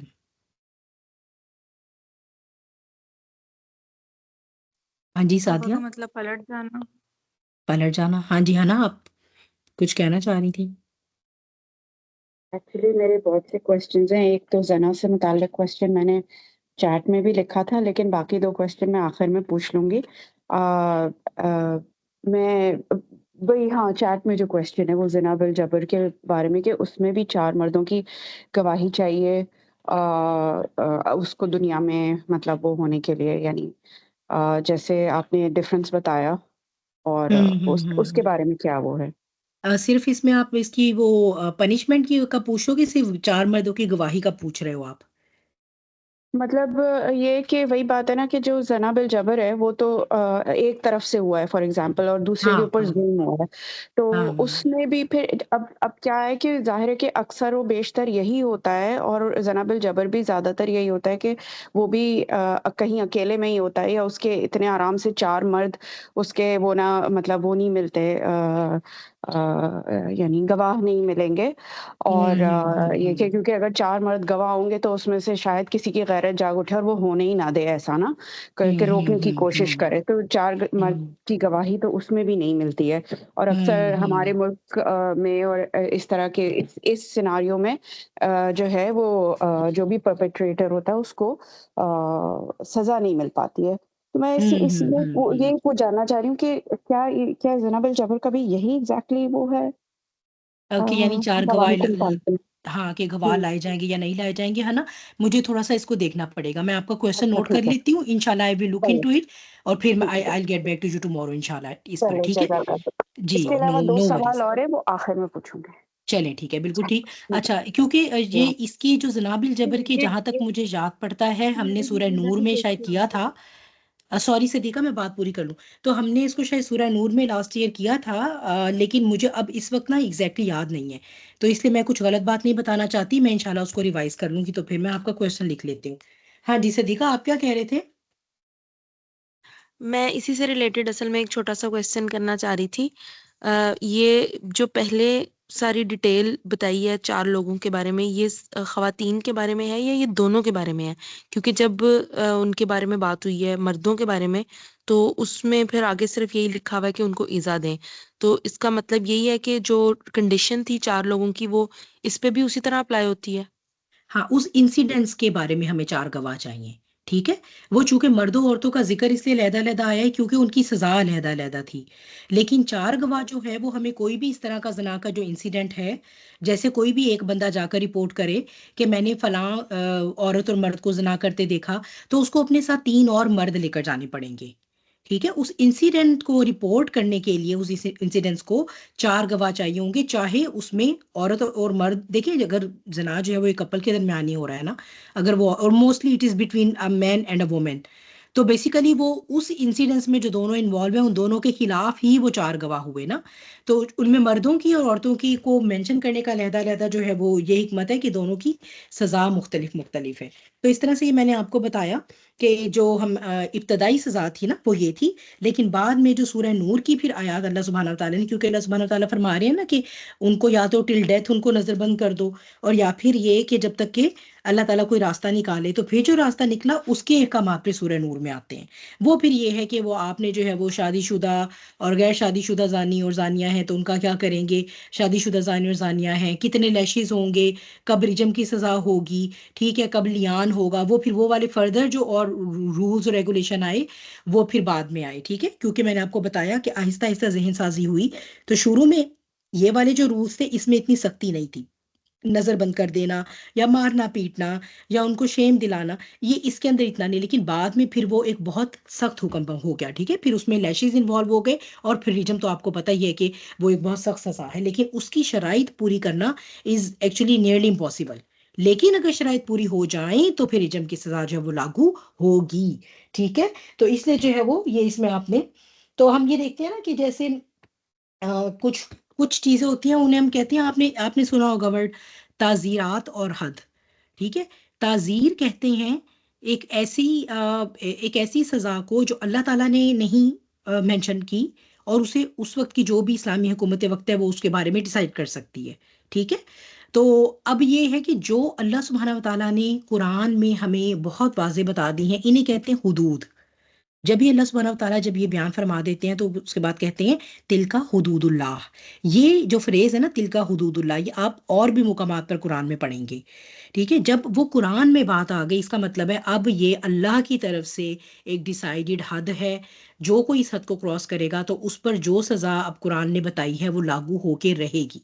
اب اس میں جو ہے وہ کسی کا دل بھی کرتا ہے، کسی کو کوئی بہت پیارا بھی ہے، جیسے بھی ہے وہ، ہم اس کے اندر کوئی امینڈمنٹ نہیں کر سکتے. ٹھیک ہے، تو یہ جو ہے وہ ان کو حدود کہا جاتا ہے. اور تعزیر جو ہے وہ جرم ہوتا ہے جس کی سزا حکومت وقت پر چھوڑ دی گئی، وہ ڈیسائیڈ کر سکتی ہے. ٹھیک ہے، تو اللہ سبحانہ وتعالیٰ توبہ بار بار پلٹنا، آپ لوگوں نے جنہوں نے بھی جو بھی میننگ اس کے بتائے سب کے ماشاءاللہ ٹھیک ہے. ٹھیک ہے، جویریہ کہہ رہی ہے بار بار لوٹنا. ٹھیک ہے، صدق کے دل سے ندامت، بیسیکلی آپ دیکھیے اپنی ڈائریکشن ٹھیک کرنا. ٹھیک ہے، توبہ کا کیا مطلب ہے؟ میں نے آپ نے کمپس تو ہم یوز کرتے ہیں نا، کتنی دفعہ قبلہ دیکھنا ہوتا ہے تو ہم کیا کرتے ہیں، کمپس کو اپنی وہ جیسے ہی اپنے ویسٹ سے اور اس انڈیکیٹر سے ادھر ادھر ہوتی ہے تو وہ کیا کرتی ہے، آسیلیٹ کرنا شروع کر دیتی ہے. ٹھیک ہے، جیسے ہی پھر وہ ٹیون ان ہوتی ہے اپنے نارتھ پہ جا کے اور وہاں وہ ٹھہر جاتی ہے. اگر ہم قبلہ دیکھ رہے ہیں تو جہاں پر ہمارا قبلہ سیٹ ہے، جیسے وہ وہاں پر جا کر سیٹ ہوتی ہے تو وہاں پر وہ اس کا کلر بھی گرین ہو جاتا ہے اور وہ وہاں پر جا کر ٹھہر جاتی ہے. اس کا یہ مطلب ہے کہ جو اللہ کا بندہ ہوتا ہے نا، جب وہ اپنا رخ اللہ سے پھیرتا ہے نا اور کوئی گناہ کر بیٹھتا ہے تو اس کا جو قلب سلیم ہے نا وہ اس کی فریکوینسی ڈسٹرب ہو جاتی ہے. ٹھیک ہے، وہ اس کی اسپریچول بینگ کے اندر ایک ایسی ڈسٹربنس کریٹ کرتا ہے وہ گناہ اور وہ برائی، کہ وہ جب تک اپنا رخ جو ہے وہ اللہ کی طرف نہیں موڑتا وہ تب تک جو ہے وہ اپنا ٹیوننگ ہی نہیں ہو پاتا. وہ اسی طرح اوسیلیٹ کرتا رہے گا، یعنی وہ چیز اس کو اس کے اندر وہ اس کو وہ سمجھے کہ بےتاب کرتی رہے گی، بے چین کرتی رہے گی. یہ بیسیکلی اسی لیے ہی اللہ سبحانہ تعالیٰ یہ جو ہم کہتے ہیں نا کہ بار بار توبہ کر لینا کے لیے بھی، جیسے جو لوگ ہوتے ہیں نا جو بیسیکلی اپنا لائف سٹائل چینج ہی نہیں کرنا چاہتے، وہ یہ کہتے ہیں کہ اچھا فلاں بھی تو ہے نا، تو اس کو دیکھو وہ تو پھر اتنے عرصے کے لیے نماز پڑھتا ہے پھر چھوڑ دیتا ہے، لیکن پھر وہ پڑھتا ہے تو پھر وہ مطلب وہ بھی تو ہے نا، تو پھر اگر ہم بھی ایسے کر رہے ہیں تو ہم ہی کیوں برے ہیں، ایسا ہمارے ساتھ ہی ایسا کیوں ہے کہ ہماری توبہ نہیں قبول ہوگی. تو بات یہ ہے کہ دیکھیے پہلی بات یہ انسان، ٹھیک ہے، انسان جو ہے یہ ہمارے اسپریچول بینگ کے لیے ورڈ یوز ہوا ہے، ہمارے فزیکل بینگ کے لیے بشر کا ورڈ یوز ہوتا ہے قرآن میں، ٹھیک ہے، اسپریچول بینگ کے لیے انسان کا ورڈ یوز ہوتا ہے، ٹھیک ہے، اسپریچول پلس انٹلیکچوئل، کیونکہ ہم نسیان ہیں، نسیان سے بنے ہیں. نسیان کا کیا مطلب ہے؟ ہم بھولنے والے ہیں، ہم بار بار بھولتے ہیں. پھر ہم بشر بھی ہیں، یعنی اس کا کیا مطلب ہے؟ میرے فزیکل بینگ کے اندر اللہ سبحانہ تعالیٰ نے ایسی خواہشات رکھی ہیں جو کبھی مجھے اس بات کا تقاضا کرتی ہیں کہ میں شاید حدود اللہ کراس کر دوں. تو اب بات کیا ہے کہ میرے اس کیمیکل کمپوزیشن کے نتیجے میں گناہ کروں گی ہی کروں گی. اب کون سا کروں گی؟ صغیرہ کروں گی، کبیرہ کروں گی، ایک دفعہ کروں گی یا شاید ایک لمبا عرصہ کروں گی، پھر ایک دفعہ توبہ کر کے دوبارہ لوٹ جاؤں گی یا کہ نہیں لوٹ جاؤں گی، یا ہو سکتا ہے ایک ٹائم پہ ایک کر رہی تھی، دوسرے ٹائم پہ دوسرے میں اس سے توبہ کر لی تو کسی دوسرے میں پڑ گئی. یہ سارا کچھ جو ہے وہ میری کیمیکل کمپوزیشن جو ہے نا یہ مجھے گناہ کی طرف لے کر جائے گی. ٹھیک ہے، اسی لیے اللہ سبحانہ تعالیٰ نے چونکہ ہمیں کمپوز کیا ہے تو وہ جانتا ہے کہ یہ انسان میرا کتنا ہی پیارا کوئی بھی بندہ ہوگا، بھلے وہ میرے لیے کچھ بھی قربان کرنے کو تیار ہے، لیکن کہیں نہ کہیں وہ اپنی فطرت سے مغلوب ہو کر اس راستے کی طرف جائے گا. ہوگا کیا؟ وہ لوگ جو نادانی سے کر بیٹھتے ہیں، ٹھیک ہے، یعنی جن کو ان کے نفس نے اس ویری مومنٹ پر یہ دھوکہ دے دیا کہ نہیں کوئی بات نہیں، کر لو، اچھا ٹھیک ہے، اٹس اوکے، یا چلو یہ تو اتنا سا ہے، اس ویری مومنٹ پہ وہ ہو گئے مغلوب اس جذبے سے، انہوں نے کر لیا ساتھ ہی، لیکن کیا ہوا؟ لذت نہیں اب اس سے اٹھا سکے. ہو یہ رہا ہے کہ چونکہ اندر جو روح تھی، جو قلب ہے اس کا، جو قلب سلیم ہے، وہ اب بہت بے چین ہے، کیونکہ وہ بار بار سگنل دے رہا ہے کہ آپ کا جو ہے نا وہ کمپس کی جو ڈائریکشن ہے وہ لاسٹ ہو گئی ہے. اب وہ اپنے کمپس کو ری ڈائریکٹ کرے گا اللہ سبحانہ تعالیٰ کے ساتھ، ٹیون ان کرے گا، جب تک وہ توبہ نہیں کر لے گا اللہ سبحانہ تعالیٰ سے، اور ایسی توبہ جسے توبۃ النصوح کہتے ہیں، تو وہ اس کا اندر اس کو چین سے نہیں بیٹھنے دے گا. In comparison to those people جو یہ سوچ کر لگے ہوتے ہیں کہ اچھا کبھی ہم زندگی میں کر لیں گے، ایکچولی ان کی کیمیکل کمپوزیشن اس طرح کی بن چکی ہے کہ اب وہ گناہ کے بعد ندامت محسوس ہی نہیں کر رہے. ان کے پاس ایک سے زیادہ توجیحات ہیں اپنے اس غلط حرکت کو جسٹیفائی کرنے کی. جہاں پر جسٹیفیکیشن آ گئی نا کہ اچھا اگر دیکھیں باقی بھی تو لوگ کر رہے ہیں، اگر ہم نے بھی کر لیا تو کیا فرق پڑا، یا آج کل تو اب زمانہ ہے ہی ایسا، اب یہ تو زمانے کا تقاضا ہے، زمانے کے ساتھ نہیں چلیں گے تو پیچھے رہ جائیں گے. کوئی بھی عذر ہے، ٹھیک ہے، کوئی بھی عذر ہے ان کے پاس، وہ عذر تراشتے رہتے ہیں، اور جب وہ بڑھاپے کو پہنچتے ہیں ایون ورس نزا کی حالت میں چلے جاتے ہیں. اب نزا کا وقت آ گیا، اب ان کو غائب نظر آنا شروع ہو گیا، اب ان کو پتہ لگ گیا کہ یہ تو ملک الموت کے ساتھ جو فوج آئی ہے فرشتوں کی، ان کی تو کوئی اچھی شکلیں نہیں لگ رہی مجھے، یہ تو میرا انجام کوئی اچھا نہیں ہونے والا. اب ان کو ہوش آئی، اب اس وقت کی جو توبہ ہے نا وہ اللہ قبول نہیں کرے گا. تو یہ ڈیفرنس ہوتا ہے. ہم دیکھتے ہیں کہ وہ انسان جو ساری زندگی سٹرگلنگ رہتے ہیں، ٹھیک ہے، وہ بھی گناہ کر رہے ہوتے ہیں اور بار بار ہوتے ہیں ان سے بھی گناہ، لیکن ان کا اندر جو ہے نا وہ انہیں بے چین رکھتا ہے. وہ کبھی جسٹیفائی نہیں کریں گے اپنے گناہوں کو، وہ توبہ کرتے رہیں گے پھر بھی اللہ تعالیٰ سے، پھر کوشش بھی کریں گے اپنی مقدور بھر کے میں نہ کروں اس کو دوبارہ، ٹھیک ہے. اور ان لوگوں کی نفسیات جو ساری زندگی اس میں وہ بیسیکلی اس گناہ کے لائف سٹائل کو بڑے اچھے سے ایکسیپٹ کر چکے ہیں، بڑے آرام سے جو ہے وہ انہوں نے اس کی جسٹیفیکیشنز جو ہے وہ بنا لی ہیں، گھڑ لی ہیں. اور اب جب ان پہ نظر طاری ہوئی اور ان کو یہ ہوش آئی کہ جو ہے وہ اب ہمیں تو واقعی اب جانے کا وقت آ گیا اس دنیا سے، تو اب جو ہے وہ کہ اب میں نے توبہ کی. اس پر ہے نا کہ جب فرعون جو ہے وہ ڈوبنے لگا تھا تو تب اس نے کہا کہ ہاں میں ایمان لے کر آتا ہوں. تو اللہ تعالیٰ نے کہا تم اب ایمان لے کر آتے ہو، تمہیں جو ہے وہ کون سی جو ہے وہ نشانیاں نہیں دکھائی گئیں، ٹھیک ہے، اور تم اب ایمان لے کر آتے ہو. تو اب اس وقت کی جو ہے وہ، کیونکہ اس وقت تو وہ اس کو نظر آ گئے فرشتے سارے، ٹھیک ہے. حضرت جبرائیل علیہ السلام نے ایک روایت کے مطابق اس کے حلق میں مٹی ڈال دی کہ کہیں یہ اللہ سے توبہ کرنا لے صحیح سے، اور کہیں اس کی توبہ اللہ تعالیٰ قبول ہی نہ فرما لے. تو حضرت جبرائیل علیہ السلام نے اس کے منہ میں مٹی ڈالی. تو یہ بہرحال یہ اللہ سبحانہ وتعالیٰ جو ہے وہ توبہ کا یہ کانسیپٹ ہے کہ بار بار ہمیں اپنا کمپس جو ہے وہ ریسیٹ کرنا ہے اللہ تعالیٰ کی طرف. اس کا یہ مطلب نہیں کہ ہم مایوس ہو جائیں کہ اچھا ابھی میں نے پرسوں بھی توبہ کی تھی پھر مجھ سے یہ ہو گیا، اب تو میں بس اب تو ناؤ آئی ایم ڈومڈ، بس اب میں تو خود خسارہ پانے والوں میں سے ہوں، میرا کچھ نہیں ہو سکتا، اب جو ہے وہ اللہ مجھے کیوں معاف کرے گا دوبارہ، بس اب جو ہے وہ بس چھوڑ دو. پھر اس مایوسی کا نتیجہ کیا نکلتا ہے کہ گناہوں کے لائف سٹائل جو ہے وہ انسان اس کے اوپر چلنا شروع کر دیتا ہے، کیونکہ وہ یہ کہتا ہے کہ اب کیا فائدہ جب مجھے توبہ تو ملنی نہیں، بٹ ٹھیک ہے اب تو کرتے رہو یہی کچھ ہی. تو یہ اللہ سبحانہ وتعالیٰ نے جو شیطان ہمیں اٹیک کرتا ہے اس طرح کے کہ اللہ کی توبہ کی رحمت سے اور جو توبہ کی وہ جو اپرچونٹی ہے اسے ہمیں مایوس کرنے کے لیے، اس سے جو ہے وہ اللہ سبحانہ وتعالیٰ نے یہاں پر ہمیں بچانے کے لیے پہلے پارٹ میں اور دوسرے پارٹ میں یہ کہ ہم دوسری ایکسٹریم پر نہ نکل جائیں کہ جی توبہ کی کہ 70-80 میں جو توبہ کریں گے وہ قبول ہو جائے گی اور اس کے پہلے جو بھی زندگی ہے اسے ہم جیسے مرضی گزار لیں. تو جناب وہ یہ دو ایکسٹریمز ہیں، ٹھیک ہے.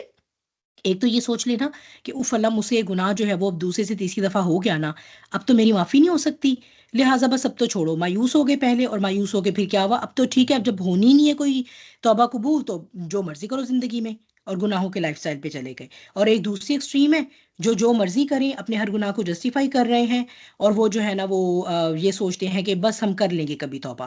تو یہ دونوں جو ہے وہ ان مائنڈ سیٹ کو اللہ سبحانہ وتعالیٰ نے یہاں پر ایڈریس کیا ہے، ٹھیک ہے. تو اللہ سبحانہ وتعالیٰ کہتے ہیں کہ ان لوگوں کی توبہ قبول نہیں ہوگی جو اس حال میں مرتے ہیں کہ وہ کافر ہی ہوتے ہیں. اور کافر کا مطلب میں نے آپ کو یہ بتایا تھا، اس کا یہ مطلب نہیں ہے کہ وہ جنہوں نے کلمہ نہیں پڑھا، اس کا یہ ایمان کا اپوزٹ ہے. کفر ایمان کا اپوزٹ ہے، کفر اسلام کا اپوزٹ نہیں ہے. نو میٹر کسی نے جو ہے وہ ظاہراً کلمہ پڑھا اور وہ قانونی طور پر مسلمان رہا، لیکن اگر وہ ایمان کے بغیر زندگی گزار کر گیا تو وہ کفر کی حالت میں مرا ہے اور اس کے ساتھ معاملہ پھر کفار والا ہے، ٹھیک ہے. تو اللہم لا تجعلنا منہم، آمین یا رب العالمین. اور ان لوگوں کے لیے ہم نے عذاباً علیماً، بہت ہی دردناک عذاب ان کے لیے تیار رکھا ہے، ٹھیک ہے. ہمارے آج کا یہ انشاءاللہ آخری پیرا ہے، کوئی تلاوت کرے گا فرام 19 till 22؟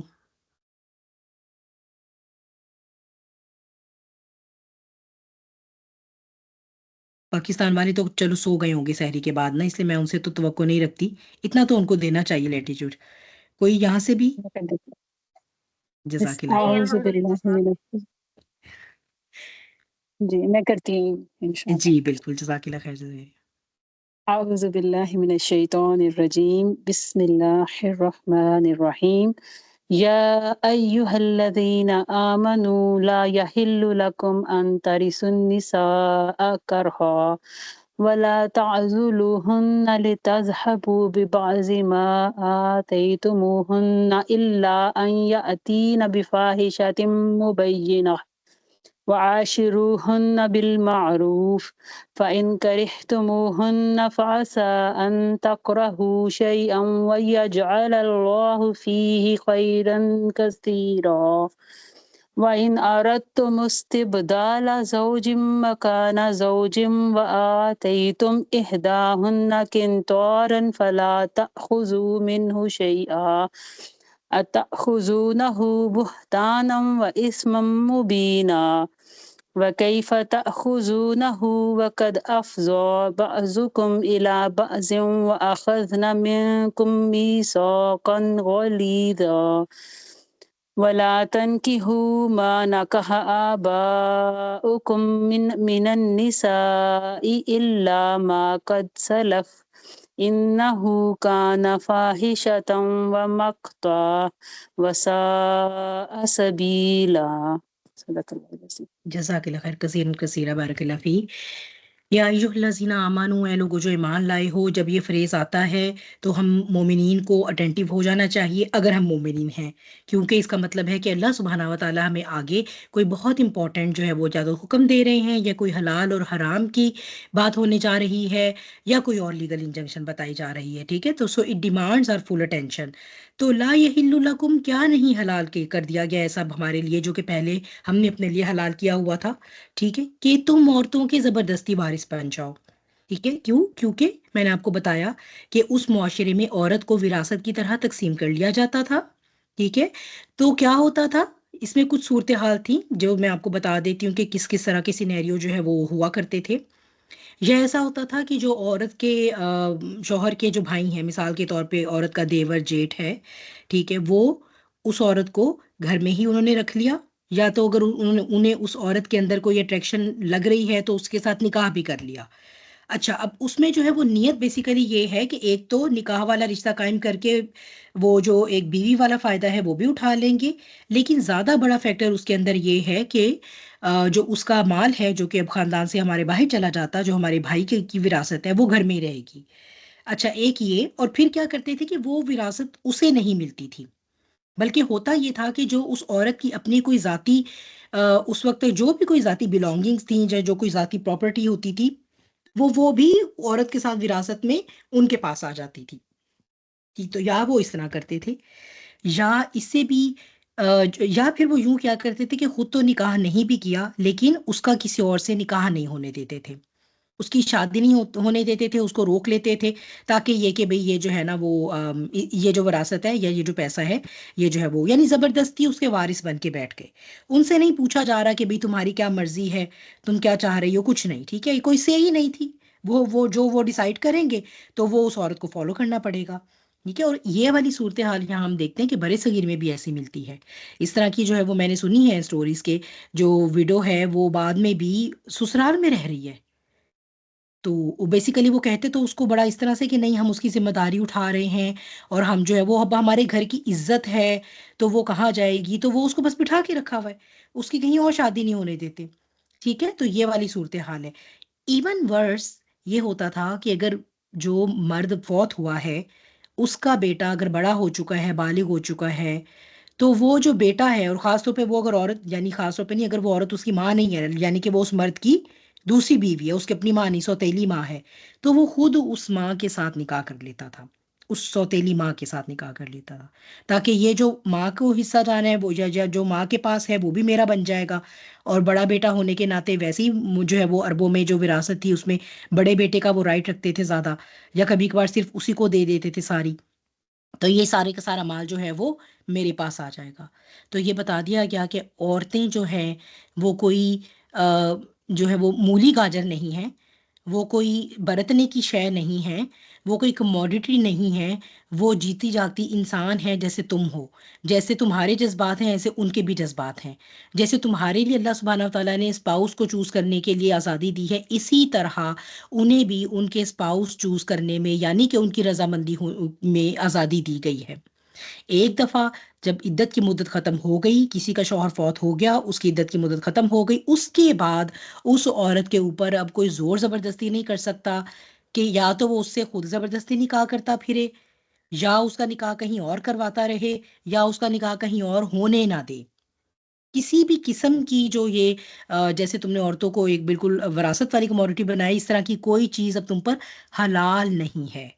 یہ نہیں کہا گیا کہ تم ایسا کرو نہیں، یہ نہیں کہا گیا کہ یہ ناجائز ہے، کہہ دیا گیا آؤٹ رائٹ کیا حرام ہے، نہیں کر سکتے آپ، نہیں کر سکتے۔ اب ایک دفعہ جب عدت کی مدت پوری ہو گئی، اب اس کے بعد وہ عورت نکاح کے لیے آزاد ہے، اور وہ اپنا پوٹینشیل اسپاؤس چوز بھی کر سکتی ہے، اور اس طرح کیا کرتی تھیں عورتیں جب ان کی یہ عدت کی مدت پوری ہوتی تھی، اگر انہیں طلاق ہو گئی ہے یا اگر وہ بیوہ ہو گئی ہیں، عدت کی مدت کے بعد ان کے پاس اگر آپشنز ہوتی تھیں تو وہ آپشنز جو ہے وہ ان میں سے چوز کرتی تھیں، وہ خود چوز کرتی تھیں، ان کو کوئی زبردستی نہیں کر سکتا تھا۔ ایک تو وہ صحابیاں ہیں، مجھے ان کا نام یاد نہیں، شاید فاطمہ بنت قیس غالباً، اپنی عدت کی مدت پوری کر کے نبی کریم صلی اللہ علیہ وسلم کے پاس آئیں، تو آ کر پوچھنے لگیں کہ ایک تو عبداللہ بن زبیر کا پیغام ہے میرے لیے، اور ایک جو ہے وہ امیر معاویہ کا، تو آپ بتائیے۔ تو آپ صلی اللہ علیہ وسلم نے فرمایا کہ امیر معاویہ جو ہیں وہ تھوڑے غریب ہیں، اور عبداللہ بن زبیر جو ہے وہ غصے کے تیز ہیں، یعنی آپ نے ان کے وہ جو ایک چیلنجنگ فیکٹر تھے وہ بتا دیے کہ بھئی جو تمہیں جیسا بھی سوٹ کرتا ہے، تو مطلب کہ اتنا اسلام نے ان کو حق دیا کہ وہ باقاعدہ جو ان کے پاس آپشنز ہیں وہ آ کے ڈسکس کر رہی ہیں نبی کریم صلی اللہ علیہ وسلم سے۔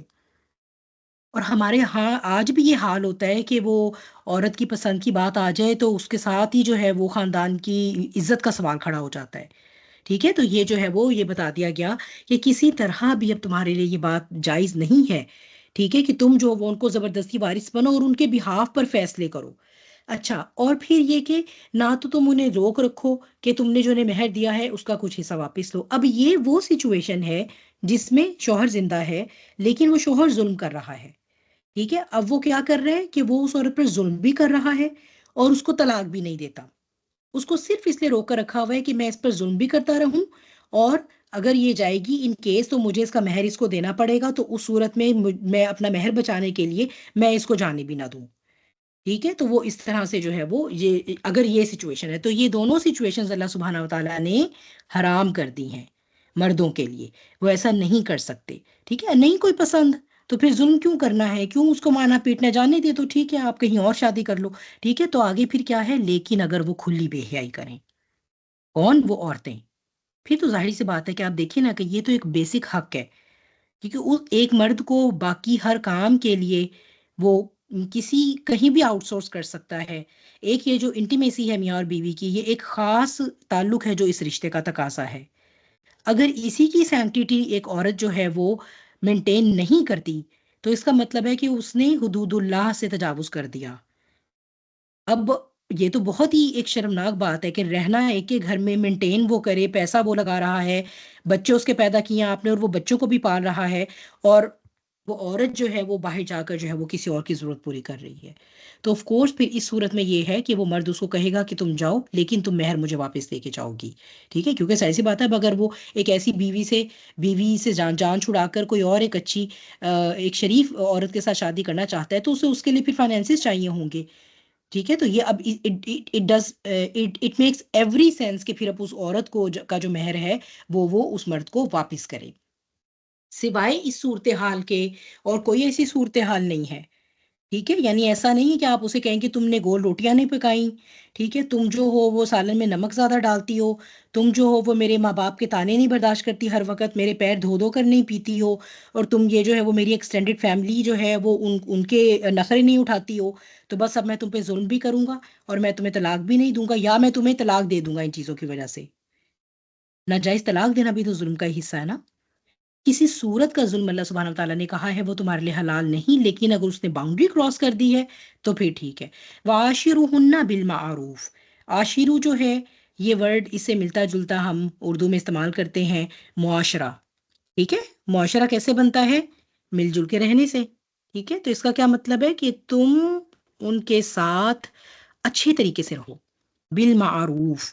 اچھا، یہ جو عرف ہے اس کا یہ ایک وائڈ ورڈ ہے، اس میں اچھا طریقہ بھی آ جاتا ہے اور اس میں اس دستور کے مطابق بھی آ جاتا ہے. ٹھیک ہے، یعنی دستور کے مطابق جیسے فیملی سسٹم ہے اس معاشرے کا، میاں بیوی ہیں، ان کی ذمہ داریاں ہیں، وہ نبھاتے ہیں، وہ تمہارے بچوں کو دیکھ رہی ہے، گھر کی حفاظت کر رہی ہے، مال کو مینیج کر رہی ہے، تمہارا حق دے رہی ہے، تو تمہارے پاس کوئی ایسی ریزن نہیں ہے کہ تم جو ہے وہ اس پر زیادتی کرو. تو عاشرہن بالمعروف، اچھے طریقے سے ان کے ساتھ گزر بسر کرو، اچھی بات کرو ان کے ساتھ. ٹھیک ہے، اس میں ہمیں اسوہ رسول سے جو ہے وہ کتنی پیاری باتیں ملتی ہیں. نبی کریم صلی اللہ علیہ وسلم نے تو کبھی اپنی جو ازواج مطہرات ہیں ان کو آ کر ان کو یہ نہیں ہوا کہ آپ گھر میں انٹر ہوں اور جناب یہ ماتھے پہ تیوری، ٹھیک ہے، اور تمہیں نہیں پتا میں اللہ کا رسول اور نبی ہوں، میرے اوپر اتنے کام ہوتے ہیں، میں نے دین کی بھی ذمہ داری ادا کرنی ہوتی ہے، غزوات بھی مینیج کرنے ہوتے ہیں، تو میں جو وہ یہاں گھر آ کر جو ہے، مطلب ایسا آپ دیکھیں گے. اس کے برعکس آپ جو اسوہ دیکھتے ہیں وہ آپ دیکھتے ہیں کہ آپ کتنے حلیم طبع تھے، آپ ہمیشہ مسکراتے تھے. ٹھیک ہے، اور یہاں پر ہمیں جو ہے وہ کیا ہے کہ اگر ہم نے نہیں مسکرانا تو اسپاؤس کے ساتھ ہی نہیں مسکرانا، باقی سارے کے ساتھ ہم مسکرا سکتے ہیں. اٹ گوز بوتھ وے، کہ مردوں پہ زیادہ، کیونکہ جب وہ باہر سے جاب کر کے آتے ہیں نا تو وہ یہ سمجھتے ہیں کہ ہم بہت احسان ہم نے کر دیا ہے اور لیڈی ہی اپنے خاندان پہ، کہ ہم باہر سے جاب کر کے آ چکے ہیں، لہٰذا اب ہم ان سے مسکرا کے ملیں، اچھے سے باتیں کریں، تو وہ اس کی کوئی خاص ضرورت نہیں ہے. ٹھیک ہے، تو یہ جو اصل میں آپ یہ دیکھیے، میں نے آپ کو اس سے پہلے کہا تھا کہ جب آپ سورہ نساء پڑھیں گے تو آپ کو پتہ چلے گا کہ یہ اللہ تعالیٰ نے عورتوں کے حقوق کی اور اتنے حقوق ان کو دیے ہیں. اللہ نے یہاں عورتوں کو نہیں تاکید کی، ہننا مطلب ان عورتوں سے، اور عاشرو کیا ہے، یہ کمانڈ ہے عربک میں باب مفعلہ سے، تم مل جل کر رہو اپنی عورتوں سے بالمعروف. یہ نہیں کہا، دونوں کو نہیں ہے نصیحت جہاں پر ہو رہی کہ بھئی تم دونوں آپس میں مل جل کے رہو، نہیں. آپ یہ دیکھیں گے اتنی ذمہ داری آپ اس صورت میں دیکھیں گے اللہ نے مرد پر ڈالی ہے، اتنی ذمہ داری ڈالی ہے کہ ہم اندازہ بھی نہیں کر سکتے. بٹوین دا لائنز جب آپ ان ورڈز کو گرامیٹیکلی کھولتے ہیں تو پتہ نہیں کون کون سے اور نئے حقوق اور نئی اخلاقیات جو ہے وہ ازدواجی زندگی کی نکل کے باہر آتی ہیں. تو یہ خاص طور پہ مردوں کو کہا کیا ہے، یہ ذمہ داری آپ نے دیکھے اللہ تعالیٰ ان پر ڈال رہے ہیں، کیونکہ ان کو یہ ایکچولی اس کی یہ ایک بہت براڈ یہ فریز ہے نا عاشروہن.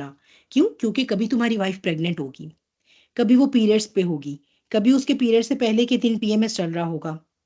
اس کا تو ہارمونل رولر کوسٹر ہی ایسا ہے کہ وہ اس کے ساتھ مینیج کر لے گی، تو یہی بہت بڑی بات ہے.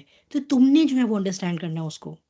ٹھیک ہے، یہ تم نے اس کے ساتھ لڑنے نہیں کھڑے ہو جانا، اس کو تانے نہیں دینے، تم نے اس کو انڈرسٹینڈ کرنا ہے. پھر اس کا پیری مینوپوزل فیز آ جائے گا، تو وہ اتنی زیادہ ایموشنز کے ساتھ جگل کر رہی ہوتی ہے. آن ٹاپ آف دیٹ ایک پوری فیملی کا ایموشنل کشن ہوتی ہے عورت. وہ آلریڈی بھی اس فیملی کی بہت سی ایسی ایموشنل باتیں ہوتی ہیں جو اپنے اندر ایبزارب کر رہی ہوتی ہے. تو یہ تم نے جو ہے وہ اس کے ساتھ بالمعروف کام لینا ہے. ٹھیک ہے، اس کو بجائے اس کے کہ ڈانٹو، ناراض ہو، کہ تم غصہ کر رہی ہو، بول نہیں، خود کام ڈاؤن ہو جاؤ، اس کو انڈرسٹینڈ کرو. ٹھیک ہے، اور واٹ ناٹ، ہر طرح کی چیز. ٹھیک ہے، اس کی دل جوئی کرو. ٹھیک ہے، میاں بیوی آپس میں باہر جائیں، تھوڑا سا ٹائم باہر آئس کریم کھانے چلے گئے. ہمارے تو یہاں ایسی چیزوں پر بھی بہت مسئلے مسائل کھڑے ہو جاتے ہیں. ساسوں کو اعتراض ہو جاتا ہے کہ یہ دونوں آپس میں آئس کریم کھانے کیوں چلے گئے، یہ باہر کھانا کھانے کیوں چلے گئے، انہوں نے ہم سے اجازت نہیں لی، انہوں نے ہمیں نہیں لے کر گئے. تو ٹھیک ہے، یہ عاشروہن بالمعروف is a very very wide, is a very broad spectrum phrase. ٹھیک ہے، تو نبی کریم صلی اللہ علیہ وسلم جو ہیں، ان کا تو لطف و کرم کا کیا معاملہ ہوتا تھا کہ ہم سب کو پتہ ہے، اما عائشہ کے ساتھ انہوں نے ریس بھی لگائی تھی. یعنی اتنی، اب آپ دیکھیں ٹریول ہو رہا ہے.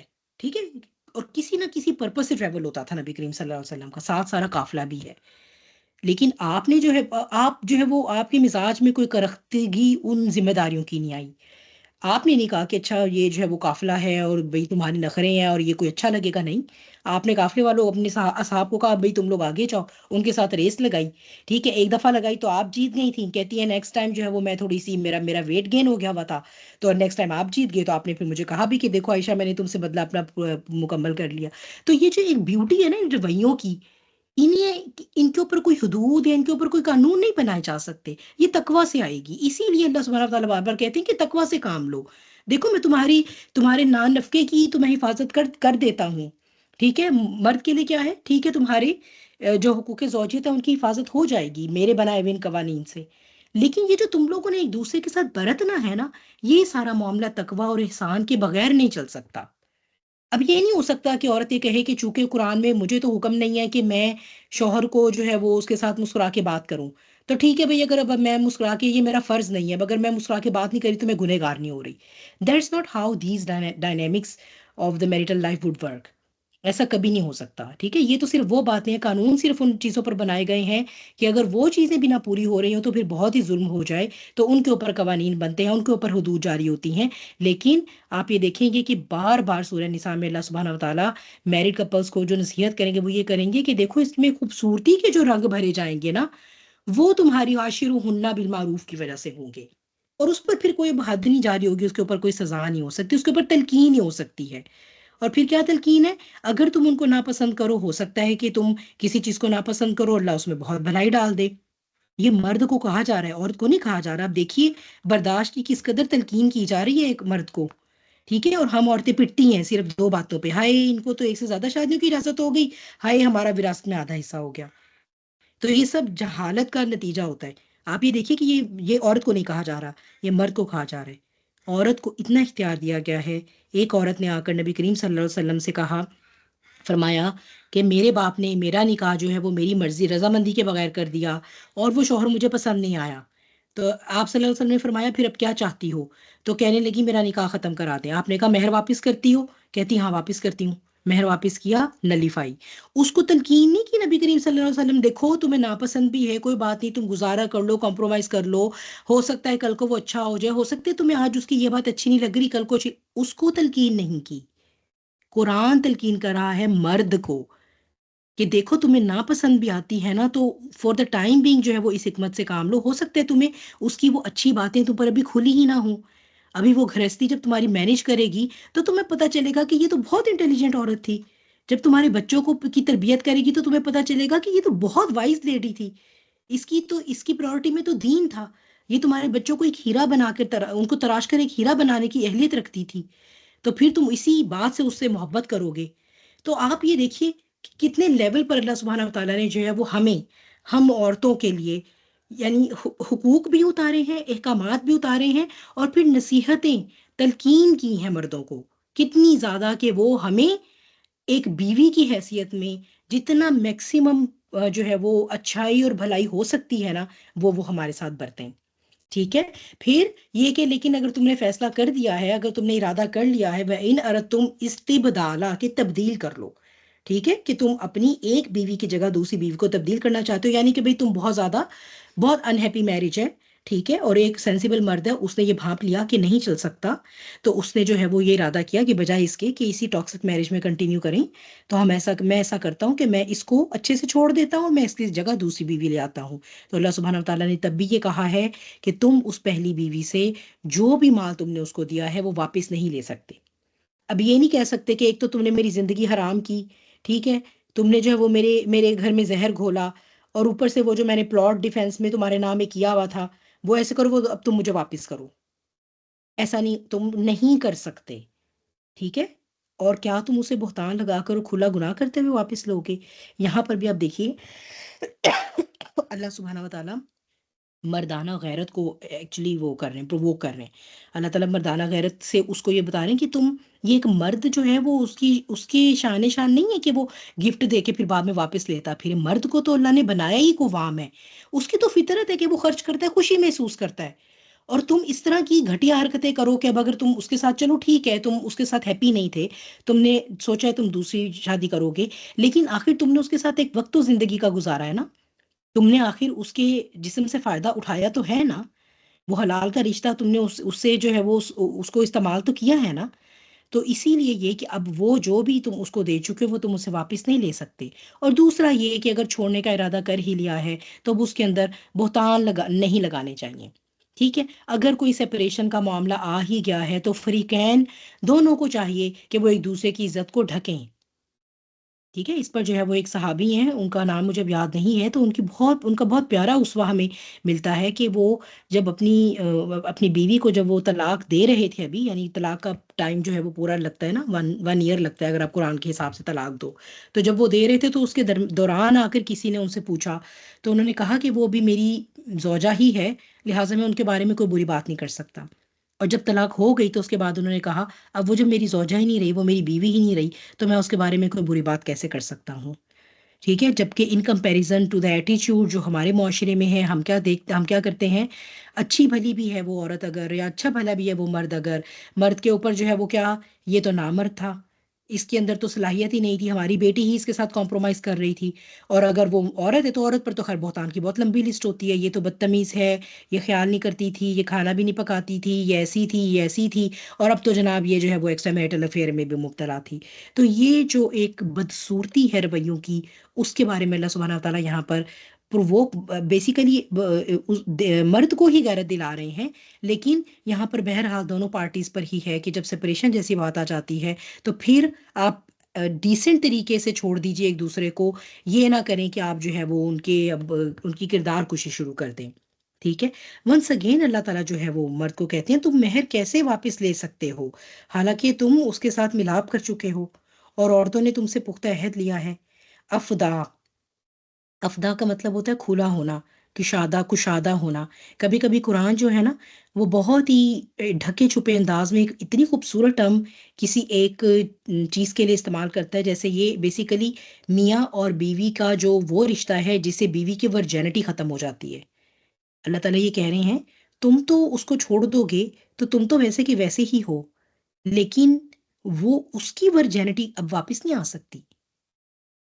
وہ کبھی بھی جو ہے وہ اب ایک ان میرڈ عورت کے سٹیٹس پہ واپس نہیں جا سکتی. اتنا بڑا چینج اس کے فزیکل بینگ میں تمہاری وجہ سے آیا ہے. تو آج اگر تم اس کو چھوڑنا چاہتے ہو تو اب تم اس کو کہہ رہے ہو کہ وہ مہر بھی واپس کرے. یہ ایک اور اللہ تعالیٰ جو ہے وہ اس کو غیرت دلا رہے ہیں. اب دیکھیے کیونکہ یہ بہت انٹیمیٹ تعلق ہوتا ہے نا میاں اور بیوی کا، اس تعلق کا اللہ سبحانہ و تعالیٰ انڈائریکٹلی اس تعلق کا اس کو جو ہے نا وہ آپ کہیں کہ اس کی یاد دہانی کرا کر اس کو یہ غیرت دلا رہے ہیں کہ نہیں بھی اچھی ہے نا تب بھی یہ بات یاد رکھو کہ تمہاری جو ہے وہ نکاح میں آنے سے وہ اس کا سٹیٹس جو ہے وہ ایک ورجن عورت سے ایک میرڈ عورت والا بن گیا ہے. اور اب تم کچھ بھی کر لو، کتنا ہی مال و دولت دے لو، تم ایٹ لیسٹ اس فزیکل چینج کو اب کبھی بھی ریورس نہیں کر سکتے. ٹھیک ہے. اور اگر اس کے بچے اس سے تم اگر مطلب اس سے تمہارے بچے بھی ہیں تو پھر وہ چائلڈ برتھ کے بعد تو اور ہی زیادہ جو ہے وہ فزیکل چینج آ جاتا ہے. تو اب کچھ بھی کر لیا جائے, کوئی مرضی مال بھر دیا جائے عورت کو کہ یہ جو ایک کنزیوم ہو جاتی ہے نا اس کے فزیکل بینگ میں سے, یہ جو ایک حیثیت, وہ دوبارہ کبھی بھی ریورس نہیں ہو سکتی. اسی لیے اللہ سبحانہ وتعالیٰ اتنی تاکید مرد کو کرتا ہے کہ تم خان کی زندگی میں سب سے زیادہ جو حسن اخلاق کی ذمہ داری ہے, جو سمجھ بوجھ سے کام لینے کی ہے, وہ تمہاری ہے. اور لیکن اگر تم نہیں ان کے ساتھ نبھا کر سک رہے ہو, اگر تم ان کو چھوڑنا چاہتے ہو, تو ایک تو کردار کشی نہیں کرو گے, دوسرا جو مہر دیا ہوا ہے یا ایون جو گفٹ کی شکل میں بھی دیا ہوا تھا مال, وہ تم واپس نہیں لے سکتے. اور آخر تم کیسے لے سکتے ہو جبکہ ان عورتوں نے تم سے پختہ عہد لیا تھا. کون سا پختہ عہد لیا تھا؟ یہ عہد لیا تھا کہ میرے سے میرا مال نہیں واپس مانگو گے. میں نے کہا میں کافی دیر سے بول رہی ہوں, بہت ہی خاموشی ہے. کون سا عہد لیا تھا عورتوں نے؟ یہاں عہد سے کیا مراد ہے؟ کس عہد کی بات ہو رہی ہے؟ عہد فور نکاح کی. ہاں جی بالکل, نکاح کی بات ہو رہی ہے. ٹھیک ہے, نکاح کو کہا گیا ہے میثاقاً غلیظاً. ہم تو اردو میں غلیظ کا مطلب سمجھتے ہیں نا, جیسے کوئی غلاظت لگ گئی ہے, کوئی جیسے ہم گندگی کے معنی میں اس کو سمجھتے ہیں. غلیظ عربک میں جو ہے نا کہتے ہیں گاڑے پن کو. ٹھیک ہے, گاڑے پن کو. اس کو آپ سمجھ سکتے ہیں ڈینسٹی کے کانسیپٹ سے. جیسے ایک ہوتا ہے نا ہیوی واٹر بھی ہوتا ہے. ٹھیک ہے, گاڑے کو کہتے ہیں جس کو آپ کو میں ایسے بتاتی ہوں. اگر آپ نے 1 گلاس پانی لیا ہوا ہے, ٹھیک ہے, تو وہ 1 گلاس پانی جو ہے وہ اس کی کثافت یا اس کی ڈینسٹی کیا ہے؟ بہت لائٹ ہے. ٹھیک ہے, کچھ بھی نہیں ہے اس کے اندر, کچھ ہے. اب آپ اس کے اندر 1 چمچ چینی ڈال دیں تو کیا ہوا؟ وہ تھوڑا سا گاڑھا ہو گیا. اگر آپ 1 گلاس پانی کے اندر 4 چمچ چینی ڈالیں گے تو وہ بہت گاڑھا ہو جائے گا, اس کی ڈینسٹی بڑھ جائے گی, کثافت بڑھ جائے گی.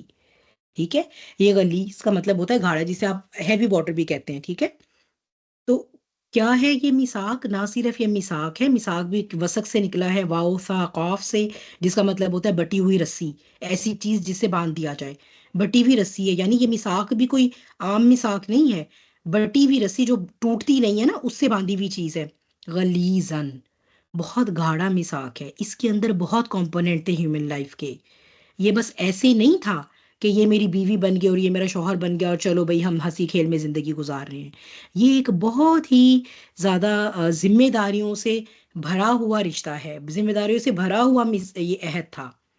تم نے کیا سمجھا تھا کہ نکاح ہوگا اور بس بیوی آئے گی اور میرے نخرے اٹھائے گی اور میں اس کے جسم سے فائدہ اٹھاؤں گا, وہ میرا گھر دیکھے گی اور بس اسی طرح؟ نہیں, یہ تو تب پتہ چلے گا نا جب یہ رشتہ ختم کرنے جاؤ گے, تو پتہ چلے گا کہ اس کے اندر اللہ سبحانہ وتعالیٰ نے کیا باریکیاں رکھی ہوئی تھیں جس کے اوپر تم نے کبھی توجہ کرنا ہی مناسب نہیں سمجھا. تو یہ کوئی ایسا جو ہے نا وہ لائٹ قسم کا, اس کو نہ لیں آپ, یہ لائٹ میثاق نہیں ہے, یہ بہت گاڑھا ہے, یہ بہت بھاری ہے. اس کے یہ بہت کمپوننٹس کے ساتھ جو ہے وہ بنا ہوا ہے.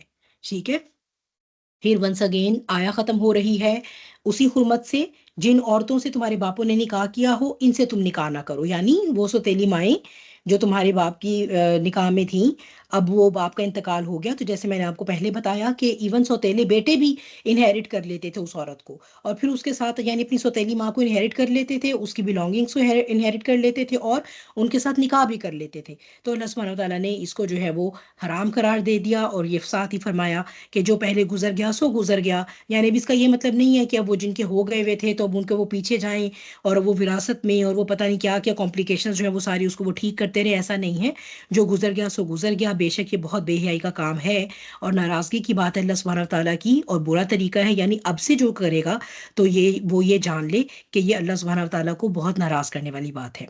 وآخر دعوانا ان الحمد للہ رب العالمین.